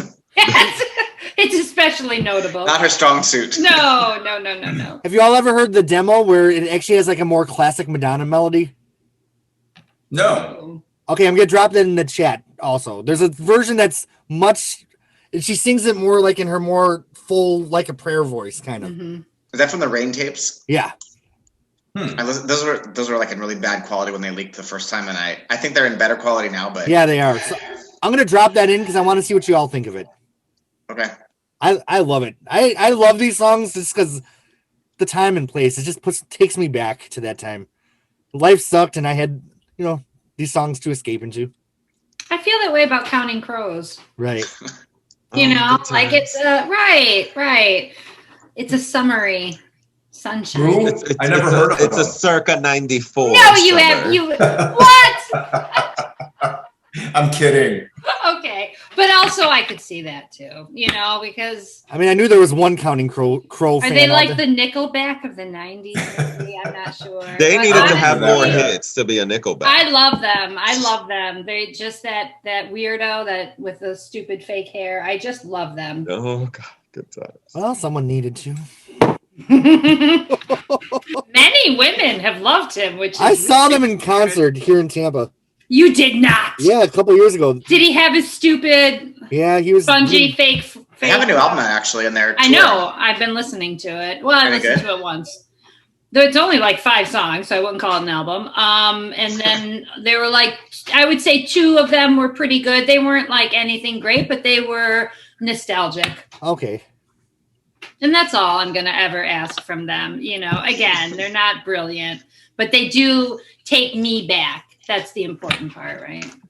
They take me back too because you were always playing them like, oh. I know. That's how me and Ann were. She's like, fucking Madonna. I'm like, fucking Counting Crows. Counting Crows. And don't even make me bring up Or that fucking rusted fucking root. Jesus. This was 1993. Okay, we all went camping. They're all tripping on acid, and I was straight edge. Oh, this is why I love Fever. So as you can see, the correlation now, right? And we went camping. We went camping, and they decided to start cleaning the campsite at 6 a.m, blasting I Rusted don't Root. remember any of this, but one would blast Rusted Root if one were to clean at 6 a.m. What else? On acid. Play? On acid. On acid. What Let me else write this would you down. play? You certainly wouldn't play Erotica. Joni Mitchell or anything like that ever, right? Unless you want a bad trip. All Sorry. right. Damn. Sorry. All right. So, okay. So we're now on Rain. Ooh. I love the album version. I felt like the radio remix was kind of cheesy, where it had like It was cheesy. Yeah, it was cheesy. I love the album version. The video was one of my favorite Oh, such Yeah. a all great time. movie. It's amazing. I thought the song was gonna be a bigger hit than it turned out to be, but the fourth single of the album, the backlash was pretty hefty at that point. People were just Yeah, but this one did. No, but this one outdid a Bad Girl. Yeah, it did this Bad Girl, was yeah. big. This had heavy rotation on MTV. Yeah, this was- Heavy. Yeah, I remember that. Was it a top 10? 13. Probably. 13. 13. Oh, really? Yep. Wow. Yeah. Yeah, I was shook too because it was top 10 on pop charts on the pop Oh, radio. I'll Remember was the one that was bigger than this one, wasn't it? Yeah. Yep. Okay. I kind of get those two songs confused because they're kind of like from the same family to me. Although that one's not about being cummed on like this one is. Oh, Oh my God. Is it really? no, it's not. Till I Feel Your Rain. What else? Unless she likes to get spit on. Hold on, it's either I'm telling being you, it's the German either being kissing. cummed on or her having an orgasm. It's either or. You got to choose. Ooh. Or else the metaphor See, I unravels. thought Like it feel was your just- rain, feel it on my fingertips. She's probably just jerked the guy off. and then Oh, she's wait, like, is she getting "Oh." herself off? Maybe she's getting herself off. Is there another person here? I just thought it was like a romantic thing. Like, That's what I thought too, Jeremy. Aw, you You two guys Sorry, I didn't are mean to ruin your guys' lives. perverts. You are perverts. Album is about sex. right. Yeah. Come on. Yeah. But I will say that she made a distinct decision to make the video not reflect that. You know, Right. like she was intentional about it, like Rebranding. this being a metaphor. Yeah. right? Can we It's talk gonna about dig. this jet black hair, these popping blue eyes? I love Oh, that. She's Love's coming down like gorgeous. rain. And this really like she Read the lyrics. muscular tone top part of her body. You Yeah. saw those muscles in her shoulders in this video. When your lips are burning mine and you take the time to tell me how you feel, when you listen to my words as I know you've heard, I know it's real. Rain is what the thunder brings. For the first time I can hear my heart sing. Call me a fool, but I know I'm not. I'm going to stand out here on the mountaintop till I feel your rain. Feel it on my fingertips, hear it on my window pane. Your love's coming down like rain. Wash away my sorrow, take away my pain. Your love's coming down like rain. What did you Et think? cetera, of et that? cetera, et cetera. You know what, Jeffrey? I think the song is about the guy listening to her song words, and he actually likes it. When you listen to my words, Oh, that's right. Yeah, I think it's They an cut like a outlier. knife. I think it's an outlier, and it doesn't necessarily. Again, I don't think it belongs on this album. It's not. It's to me, it's not about sex. And yes, one could read it that way because I too was an English major. So yes, you can frame it from that way, it being coming. But I do think that, again, like with the video, this was an intentional sort of a love song too. You know, like the relationship between her and the director. You know, all of that. Like I think that it could have easily gone on a different album and one would have never thought it related it to coming on or an orgasm. That's my opinion. Well, and also the original lyric was "come," and then she decided to change it to "rain." I'm kidding. Well, then I'd be super disappointed in her writing skills, more than I already am. But All right, subscribe to my Patreon, You just Like lost the- 2 subscribers, Jeremy. like the- Sorry. like the YouTube channel. Okay. Woo! Rain. So I always loved the middle section where she's talking the two different things, which of course I know it all by heart. So when I'm in the car, sometimes I do the left speaker, sometimes I do the right. ooh, switching it up. With you, I feel like a magical child. Everything's strange, everything wild. Nice. Such What a does the poet. other speaker say? Come all over me. The other speaker says, "Get some KFC and a wet nap and go down on me." Yes. Mm-hmm. Yes. Now I'm It's good, bitch. So in 1999, no, in 2000, Razor and Guido would use this song again and turn it into a huge club hit. Rain? Yes. Link, please. I will definitely I know send you the their link. remix of Secret, which is fucking amazing. Okay. They came out like way after the fact. I can't read these lyrics without my reader glasses. That's okay. This is where we're at in life right now. Yes, this is where we are. Talk amongst yourselves. Yes, right. Oh, that was around that time. Or was that when Madonna was on Saturday Night Live with Barbara Streisand? Oh, she was good in that too. That was hilarious. She was good in that. When was that? That was around That was the late 80s. No, that was I think around. That was 92, 91 or 92. She performed Bad Girls and so that was the episode. Oh my gosh! What was the other song she the did? same episode? Yep, she performed Fever and she performed That's right. Bad Girls. Oh, Fever was the other one. And I loved that performance because that was the first thing she did after the Body of Evidence backlash. So she came out in a very simple black outfit, just sang live, and I thought that was really great damage control. I thought so too, and it was a great performance. Yeah. It is. And she was funny as an actor, and so that gave her a little bit of credibility. Like, Right. you can do comedy, bitch. Don't do drama again. Yeah, but then she had to tear up that picture of Joey Buttafuoco because it was a week after Sinead O'Connor. Oh, that's right. Yeah. See, again, she's not a feminist. She is not a feminist, though. So can we hold her accountable for her just showing her true colors? Wait, that's Cyndi Lauper. Sorry. That's Cyndi Lauper. Yes. Damn it. Okay, the Damn it. other side of Rain says, "By sheer force of will, I will raise you from the ground. Without a sound, You'll appear and surrender to me. to love." Ooh. To love, not come. The thunder Brings for the first time. And you're back with your gaze. I can't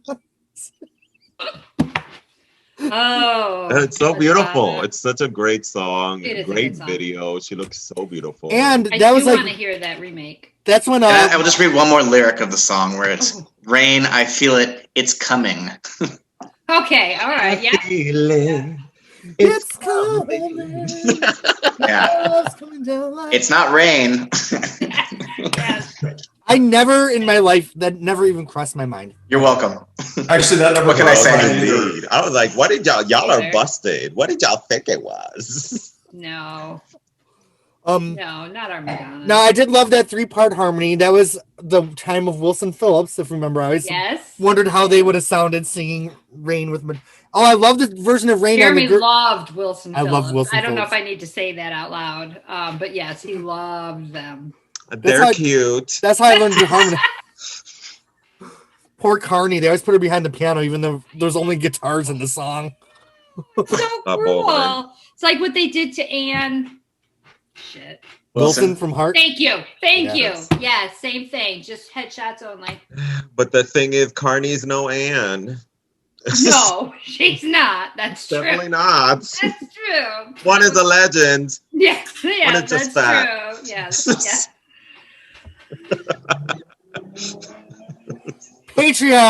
Patreon.com/Jeremy Gloff. Well, not anymore, right? Didn't she have a whole 20 years of a weight loss thing? Oh, I don't know, girl. She yo-yos. I'm paying attention to her. I love her. I She's am. cute. Ah!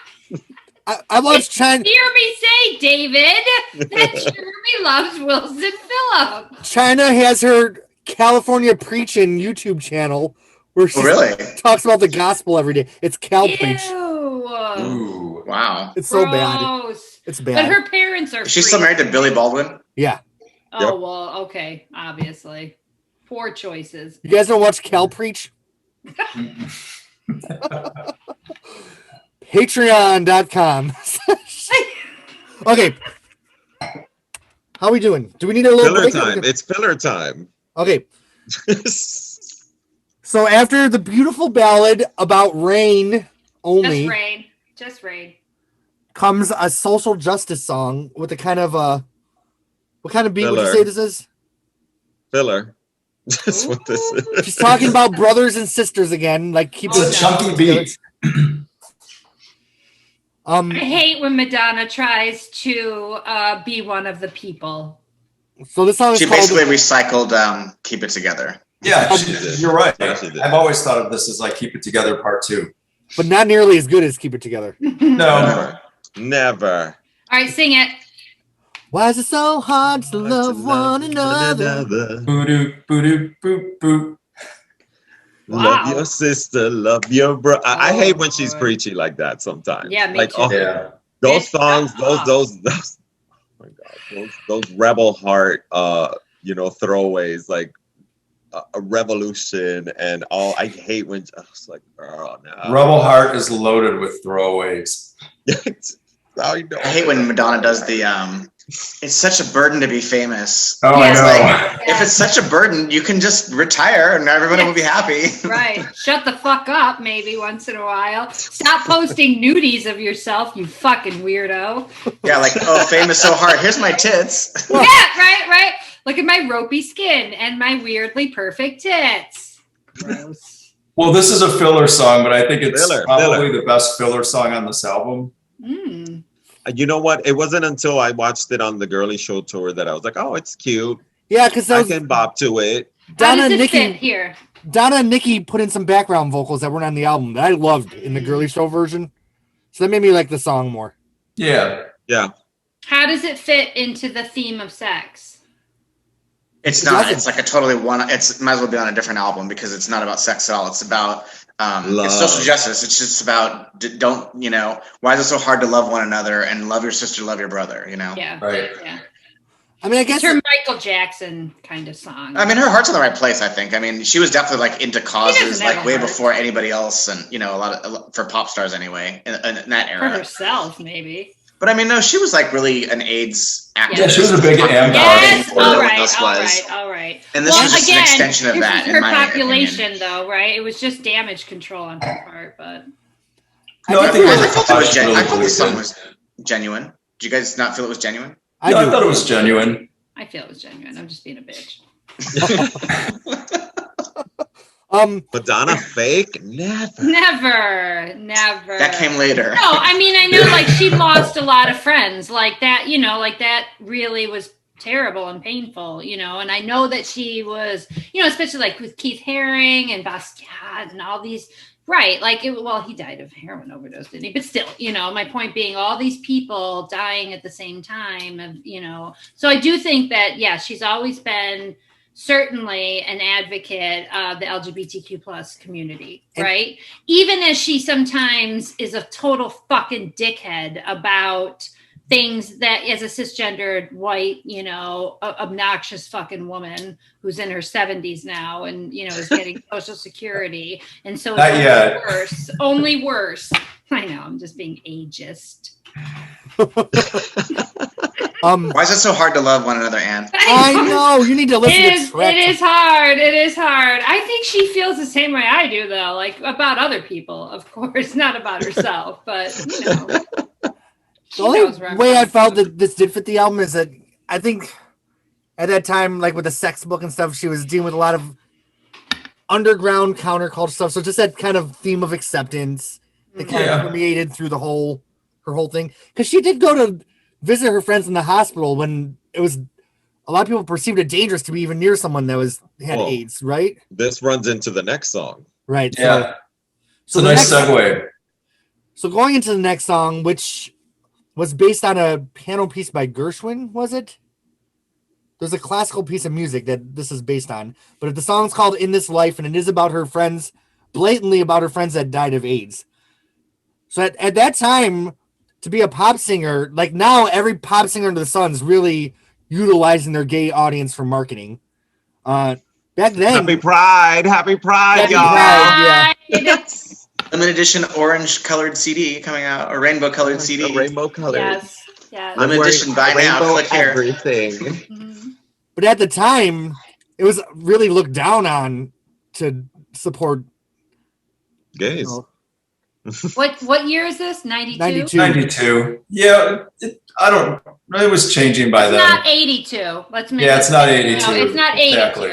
And she's not the only one. Like Cher's doing this. You've got actors doing, like she didn't initiate it. Not that she needed to. I'm not suggesting that she needed to be a part of that, Right. But I mean, shit. Once you've got that broad with the violet eyes and, the I mean, this was the same time that Taylor. RuPaul came Thank out. you. Right. What?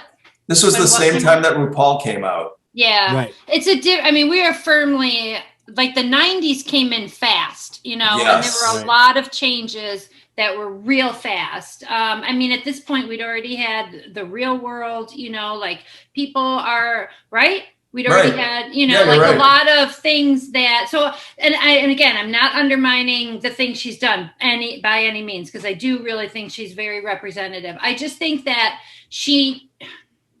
that she does what's best for Madonna. Let's put it that way, you know. I agree with you there, but I do feel the song was genuine. Sure, yes. At the time, it was really hard for me to listen to. I think it's a beautiful song. I had a friend dying of AIDS at the time, and it was like it hit very, very close to home, because I mean, she's explaining, you know, talking about not being able to see one of her friends because she, you know, for whatever reason. And then they died, and it was too late for her to say goodbye. Mm-hmm. And it's like super, super sad. Mm-hmm. I think she even cries in this. I think she's even crying at one part in the song, isn't she? And something I do want to add is, even though this did come out in 92, I think Madonna was doing a lot of these things in like 87 and 86, before a lot of other, way before RuPaul and Cher or anyone would even touch this kind of thing. So I think, you know, she's still doing something that she had been doing. Already started doing. Yeah, she's it's interesting though. Sorry, David. When it comes to that AIDS and everything that came out, she and Elizabeth Taylor were the ones who came out in the forefront. Right. Yeah. Them two are who need the AMFAR. Those are the two credits. But I felt like it was great to see somebody of Madonna's stature, because no one had her stature unless you were Michael Jackson or Prince at that time. So they sure as hell weren't talking about AIDS. I know, of course. No, they weren't. No way. So it was like, but it also gave other, you know, musicians, other celebrities who may not have been as big as her, but see that, hey, she's talking about it and they're not giving her that much shit about it. Maybe I should be vocal. And then it opened the door to a lot of other support. And that's what was great. Right. Prince actually did reference AIDS in 1987 in Sign of the Times. Oh, that is true. Yes, he did. Yeah, yes, he did. Right. Big disease with a little name. But I also want to point out that, like, some of her biggest friends died in the 80s. So, you know, just saying, like, you know, this opportunity to put the fucking song out. It's Martin, it's Christopher, it's you know, it's a weird place to put the song though. It's Keith. That's a weird album to put it on too, especially when it's so about. But yeah. I think it kind of fits. This album, as we were talking about, it's really such a hodgepodge of shit. It is. I just can't help but feel like it does a couple of things, whether they're intentional or not. And I doubt that they were intentional, right? But one, it puts her sorrow and her loss at the forefront, right? Not the loss of her friend, but her loss, you know, her suffering. She puts it on an album all about fucking your brains out. And so to me, but this song is specifically about an illness that, you know, is killing the gay population. And so it just feels maybe a little virtue shamey too. I just think it's a weird fucking decision to make. And I don't like it. I don't like most of her decisions though. So I know that doesn't, you know, give a lot of clout, but I just think it doesn't fit at all on here. And I don't want to hear a white woman telling me how sad she is that her friends are and she can't go visit them. Bitch, you could go visit them. Visit them. You know? Oh, please. Well, but they're already dead.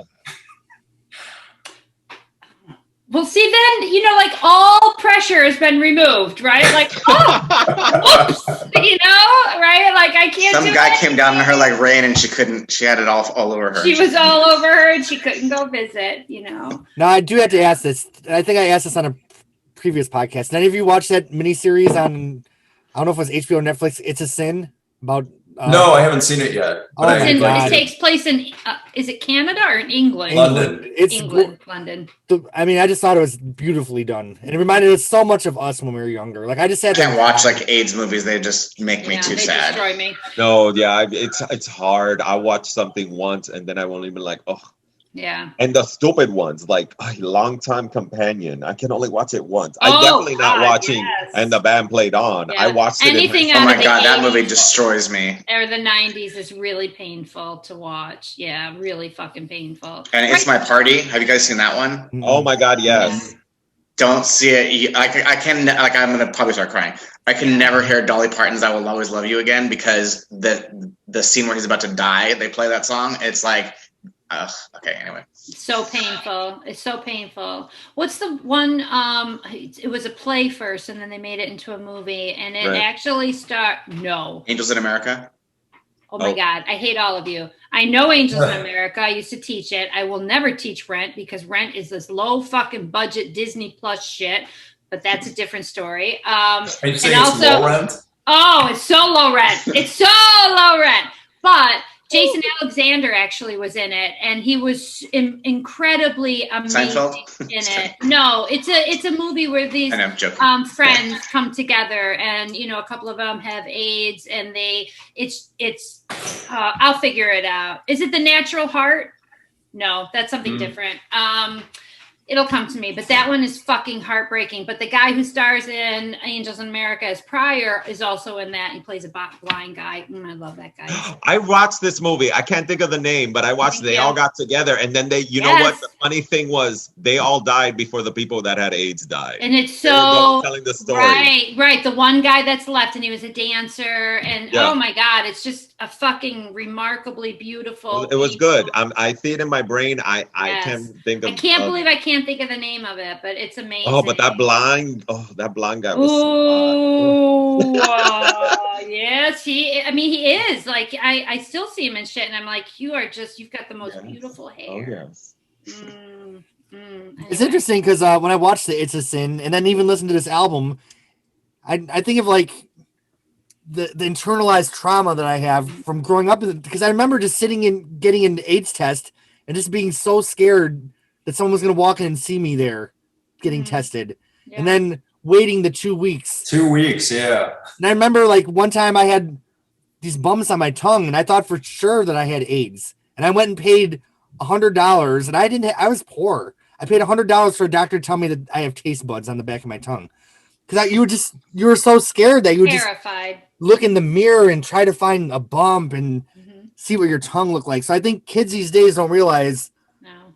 And that's why the rate is increasing again, is because it's sort of thought of as not, which I will say that I feel like when we were in school in the 80s and, early 90s, that there was this intense fear of, like any sexual activity will give you HIV, anything at all you do. So don't fucking do anything, right? Don't fucking do anything. And I didn't listen to that. That's true. But I did internalize it, and I was so sex was like both fearful and amazing, right? Like all good things. But at the same time, like we were hyper aware of it. And at this point is where you start to see, like in Buffalo, like Evergreen comes into play, you start to see actual spaces for the LGBTQ plus community, instead of having to go to fucking like Planned Parenthood or go to your local, which is where you would have had to go, your local county health, and mental health, like where everybody goes, and have to do that. It was just terrible. But out of it comes, some just amazing resources and a community that, That's why I think we all have to give ourselves a little pat on the back and a little love, because our generation, I think we're all the same generation. We endured some shit. Mm-hmm. And when life was hard, they told you toughen up instead of like, oh, here's a hug. Right. Here's an award. Yeah. Here's an award for being 10th place. Right. Or here's a support system, like we should have fucking had, right. I mean, that's the horror of it. You're sort of abandoned and then, but I think that, as elders, right? And I'm not an elder of the LGBTQ plus community, but just of, the 90s, that poverty and my own trauma, right? But, like just all of us being part of that same sort of new way of being in the world and seeing ourselves in community and trying to live better lives, more thoughtful, kinder lives. Sort of really was an empowering time, even though it was fucking fearful. And for many of us, Erotica was definitely what was playing through this whole fucking thing. And Counting Crows for our girl buddy. That's right. All right, so if you had the uncensored version of the album, there's a terrible rap song next that called Did you do it? Did You Do It? Come on. Somebody. I did it.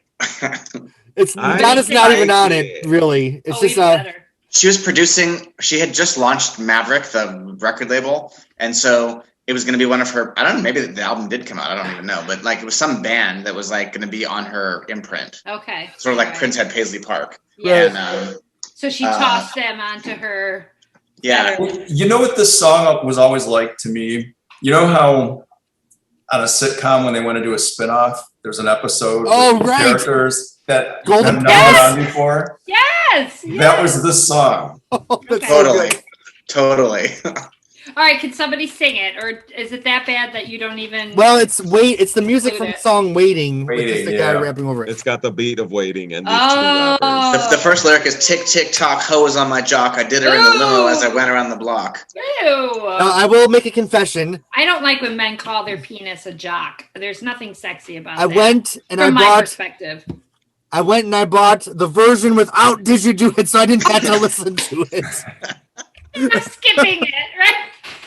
I'm like, oh fuck! I gotta get up and change the track. I don't think I've ever listened to this song all the way through. Oh my god, that's funny. I'm sure you're not alone. Maybe Madonna didn't even listen to it. I don't think she did. It's like a really bonehead inclusion, but like Rob was saying, it was like the spinoff. Yes, that's hilarious. I'm trying to think of a good spin-off. All I can think of is Golden Palace, but I guess that wasn't a spin-off. It came after the Golden Girls. Well, I thought of this one Brady Bunch episode where they had these. Oh, the family. Yeah, remember that one? The adopted kids, right? Yes. Oh my god. Oh, that was weird. It was a pilot that never got picked up, and that's what this song is. Well, Empty Nest was a spin-off of Golden Girls. Right. Because the doctor lived down the street from them, supposedly. No, he was a neighbor. Dreyfus was his dog, wasn't it? Yeah, but they were they lived down the street from the Golden Girls But that was like a late introduction, like the last season, right? Like there was no Dreyfus dog in there. They didn't like dogs. I think he was on. It goes against everything the Golden Girls stood for. Would be to have a fucking dog make a mess in their whatever. Lanai, on the Lanai. Yes, on the Lanai. So, has anyone on this podcast actually listened to "Did You Do It" all the way through? Does anyone know the words by heart? I don't know that one part. I listened to it. I have no issue, and I won't skip it. So. Oh, I love it. Damn. Did you do it? You know I did. No, I did it. You didn't do it. He didn't do it. If he did it, split it. I love it. Oh. I'm busted and stupid, but I thought it was cute, and it gets a lot of hate. And but deservedly so. Somebody needs to reuse. Somebody they could change it around. Use that beat again. I love how we have every level of fan on this podcast. Okay. I was a big fan in this era. I just in the later years was like, oof. Yeah, we'll be getting to that in a few months, won't we? Okay, we had one track left on the album. Jeffrey did not like it at first. Well, because basically the way I felt was if you're going to have to turn off the CD because you have to skip that last song, you might as well just turn it off because there's only one more song after that. I always loved Secret Garden. I thought it was very jazzy. All right, sing it. I don't know it. I like it now. Now I actually think it's one of my favorite songs on the record. Ew, but why at is the she time, talking so much? Somewhere in Fontainebleau lies my. She probably had a lot of rain in her throat as well as on her body. Choking a bit. Yeah. I understand. I don't. And there's a petal that isn't torn in her secret garden. Yes, and say that again, for her vag.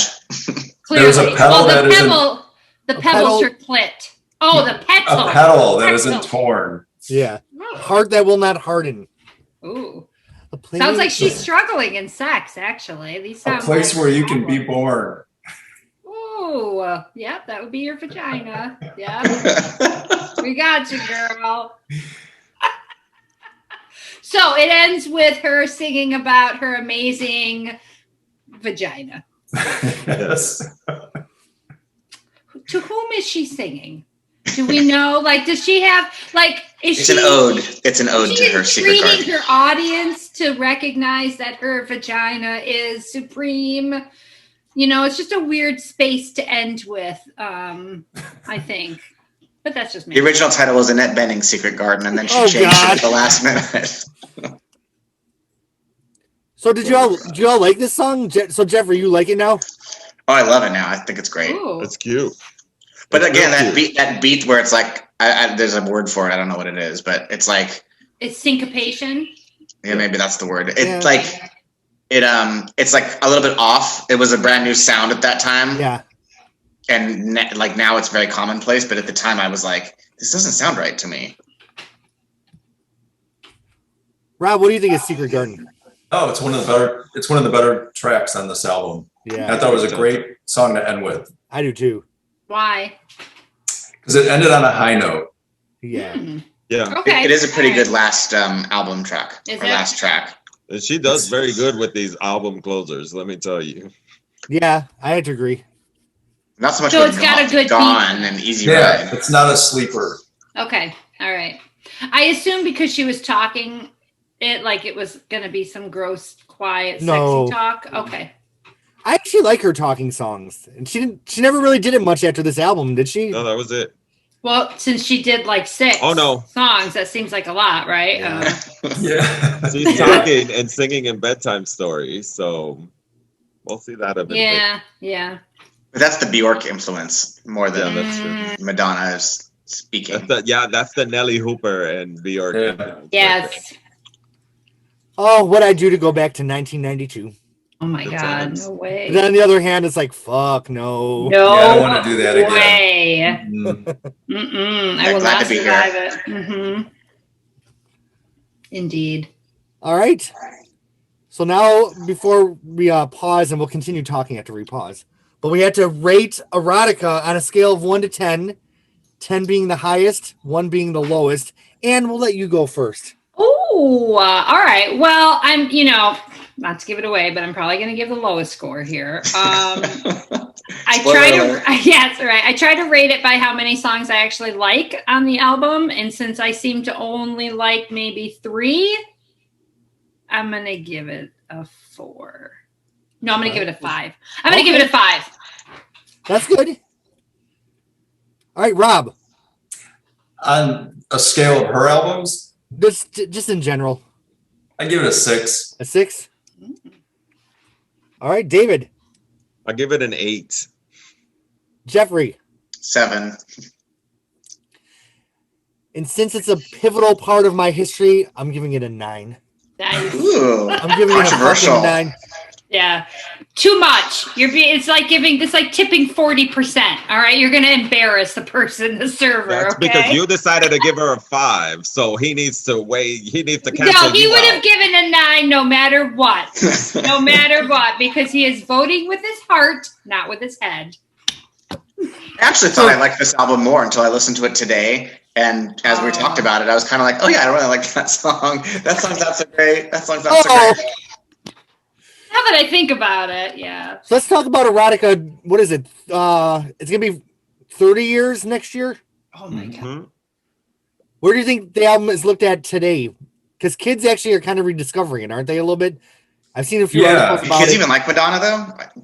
I know. Is she even relevant? Anybody that I've talked to that's young She hasn't thinks been she's relevant like. for a minute. Well, yeah. No, I know, but like anybody that I talk to that's young does not No. think. I mean, they're like sick of all of Madonna's hits that we know, Right. And like would never even know. Like Erotic would be like a deep album cut. Cut. Quote unquote. I do think it's too bad that I wish she would chill out a little bit, because I do think her legacy could speak for itself, and I think an album like this could get rediscovered and appreciated for some value. But the grills are taking the front and center stage. She You know can't what? just shut her but fucking mouth. But now our generation, those who didn't like the album are now appreciating it. Right. So they're seeing Like I said, it was a great album that we understood, but nobody did. And it took people a minute. And I think, you know, finally after 20 years, they were like, you know, this is a really good album. And people are like giving her flowers and about this era. Not body of evidence. Not body of evidence. Who would give her flowers From doing these, for that? Yes, unless it's their grave. Exactly. From doing these things, I kind of have a new respect for Madonna as far as how versatile and how like different so much of her music is. I mean, to have gone from like I'm breathless to this, Right? It's like nobody does that. I mean, even like, you know, really the cutting edge Prince, who was like on top of his game at that time, he was not really taking that big of a risk as far as like the dramatic change in sound. Right. So do you feel like it was a risk? Rappers, but that doesn't really count. Do you feel like it was a risk how like Gaga went from like Cheek to Cheek to Joanne to Chromatica? What do you think of her kind of change? I don't really love her music. I mean, I like her as a person a lot. But I feel like she's got a lot of talent, so it doesn't seem like it's her going into weird directions. It's just more like she can sing that style, so she does. Right. You know? Whereas Madonna like can't really sing the style of like the 1920s music, and she did it anyway. And she can't really hang with hip hop artists, and she did it anyway. And did it good. And she can't hang with like I mean, she can, you know, obviously dance floor songs, but like some of these other styles she's tried, she can't really do that. And she's, you know, an acoustic album like American Life, she can't fucking do that, and she did it, you know. So I do have like that respect for her just from doing these talks. Is that worthy of respect, though? I made a say asking, right? Okay, let me just put that out there, right? Because if we thought about like, oh, I'm gonna be a baker, okay, and I'm gonna sell my baked goods, and I'm good at making donuts, but I've decided I'm going to make some ridiculous fucking French thing, all right? And I suck at them and they're burned, but that's what I'm offering you. All right. So no, there isn't like redemption in doing a shit job just to be able to do a shit job. But I think the thing But to be a counterpoint to that, like at least she tried. I mean, sometimes, yes, she burnt the pastry, but you know. Sometimes they were good. Aren't we so forgiving of our idols? Aren't we so forgiving? No, because I will cut down so many songs. Throw that shade at me, not to him. To me, throw that shade, but not to him. Yeah, I will cut that chick down with her American Pie cover. Ugh. Oh, I know, she's terrible. Her vocoder entire record. Well, I actually think I'm thankful for that, frankly. there's a light at the end of the tunnel for some of us. So, David, I'm curious. What do you think of Gaga? I used to stan her hardcore when she came out. Yeah, she reminded me of Madonna, but she was her own person. I don't see like shit. Like I wasn't one of those types of faggots who were like, oh, she's Madonna. She's trying to be Madonna. I wasn't like that. I'm just like, oh, I could see the similarities. Italian, dance music. Club scene, New York. I see the similarities, but that's it. Same songs, yeah. And I'm not, but you know, I liked her a lot, and then like just little by little, she became obnoxious. Yeah, and like, oh, this is the best album of all time, and it really wasn't. And like, she like drank too much of the Kool-Aid, and she sniffed herself so hard. But that's fine. Then the whole Born This Way, express yourself bullshit. When I first heard Born This Way, I was like, you know what? It sounds like a reject to Like a Prayer. It's cute, whatever. And then a lot of people were talking about it. It's identical to Express Yourself. Like, that's all I could hear. And I'm like, that's really cute. But boy, I can't believe Madonna's not like all over that, because it's the same fucking song. You know what bothered me is like when she was doing like the lead up to releasing Born This Way. I know this is off topic, but we can talk about whatever we want. She's like, I've written the ultimate LGBT. Yes, exactly. Anthem. It's like, don't tell me what my anthem is. Yep.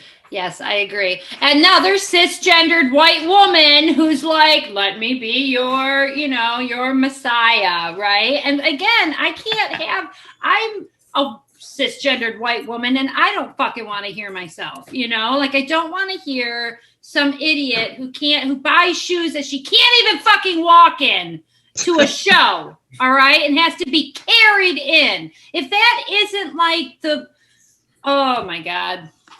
Maybe I hate women. I don't think so. Are you a feminist? I'm a great feminist. I support their equality. I support they should be making as much money, and I support their freedom to do these things. I don't have to like it though, right? I can be critical. I can say it's derivative, and but I mean, like, I did feel like in this one element that, especially with all of the Christian shit that she was, putting out in that one video, right? I don't remember what it was. Madonna or Gaga?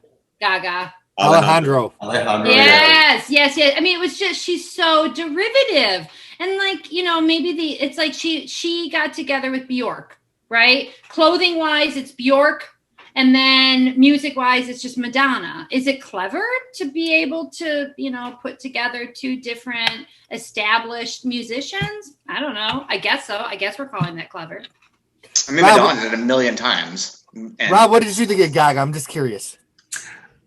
God, you're harsh on her, Anne. I don't love But Gaga. am I wrong? Am I wrong though, Rob? I think you are, I won't say wrong, but I think you're really cynical. Oh, yes. Yes! I see, love being awful. I'm angry. well, no, you see, bitch. I don't see Gaga as just ripping off anyone. I definitely see that you don't get to Gaga until you go through Madonna and Bjork, but she's her own thing. And it's only, you go through the progression and you see how it got to her. So I don't fault her for that. I thought that when she got really big and Madonna started commenting on her, I think it showed what an insecure bitch Madonna could be. Oh, Yes. 100%. Yeah. Yeah, I Madonna feel like- is a Oh, well, I didn't say it like that. So I know that it's totally off topic, but I I just did. would say one sentence. Speaking of being like super cunty, David Gilmour and Roger Waters from I Pink saw Floyd that. are so feuding, and oh my god, it is like They're the biggest cunts ever. Roger Waters rant was insane. Like I need It to was look at that. adorable. we I can love after we Roger stop Waters. recording, I'll tell you about it. It was fucking Yeah. great. I Okay. love Roger Waters. My heart. But Gaga and Madonna are not the same thing. No, they're No. not. The thing is that she didn't. I don't think that Gaga gave credit to where she came from. And I think that that's, if RuPaul's taught us anything, right? We need to know our history, okay? And the fact that she came out as if she's again, The most original thing of the Bono of the LGBTQ plus community, right? That right? That was offensive. Like, once again, just like Madonna, just like Lena, just like Gaga. Don't fucking open. I know that's the way I call her though, because that's really what it should be. Don't fucking open your mouth, right? Just make your fucking music, all right? Wear your absurd clothes. That's cool. I'm down with that. Don't fucking say stupid shit every time you open your mouth, though. And they all do. They all do like that. And that's the thing. Like, your music has been produced by all these other people. Okay. So now, but when I hear you speak, you sound like a fucking idiot. So what am I now? You're undermining like the music, like with Roger Waters, I can be like, oh my God, he's just an old dick, Yeah. But it doesn't affect the music. When people say I'm not a feminist, and you're basically used to be a feminist icon, for women, right? But you're talking about Madonna now. Well, I'm talking about Madonna, but I'm also talking about certainly Lena, right? Who, says just the saddest, stupidest things ever, right? Get a handler, girl. Just that's the thing that gets me. I can't reconcile the two, because to me, when we talk about people like, we talk about them as artists. They're not just singers, right? They're artists.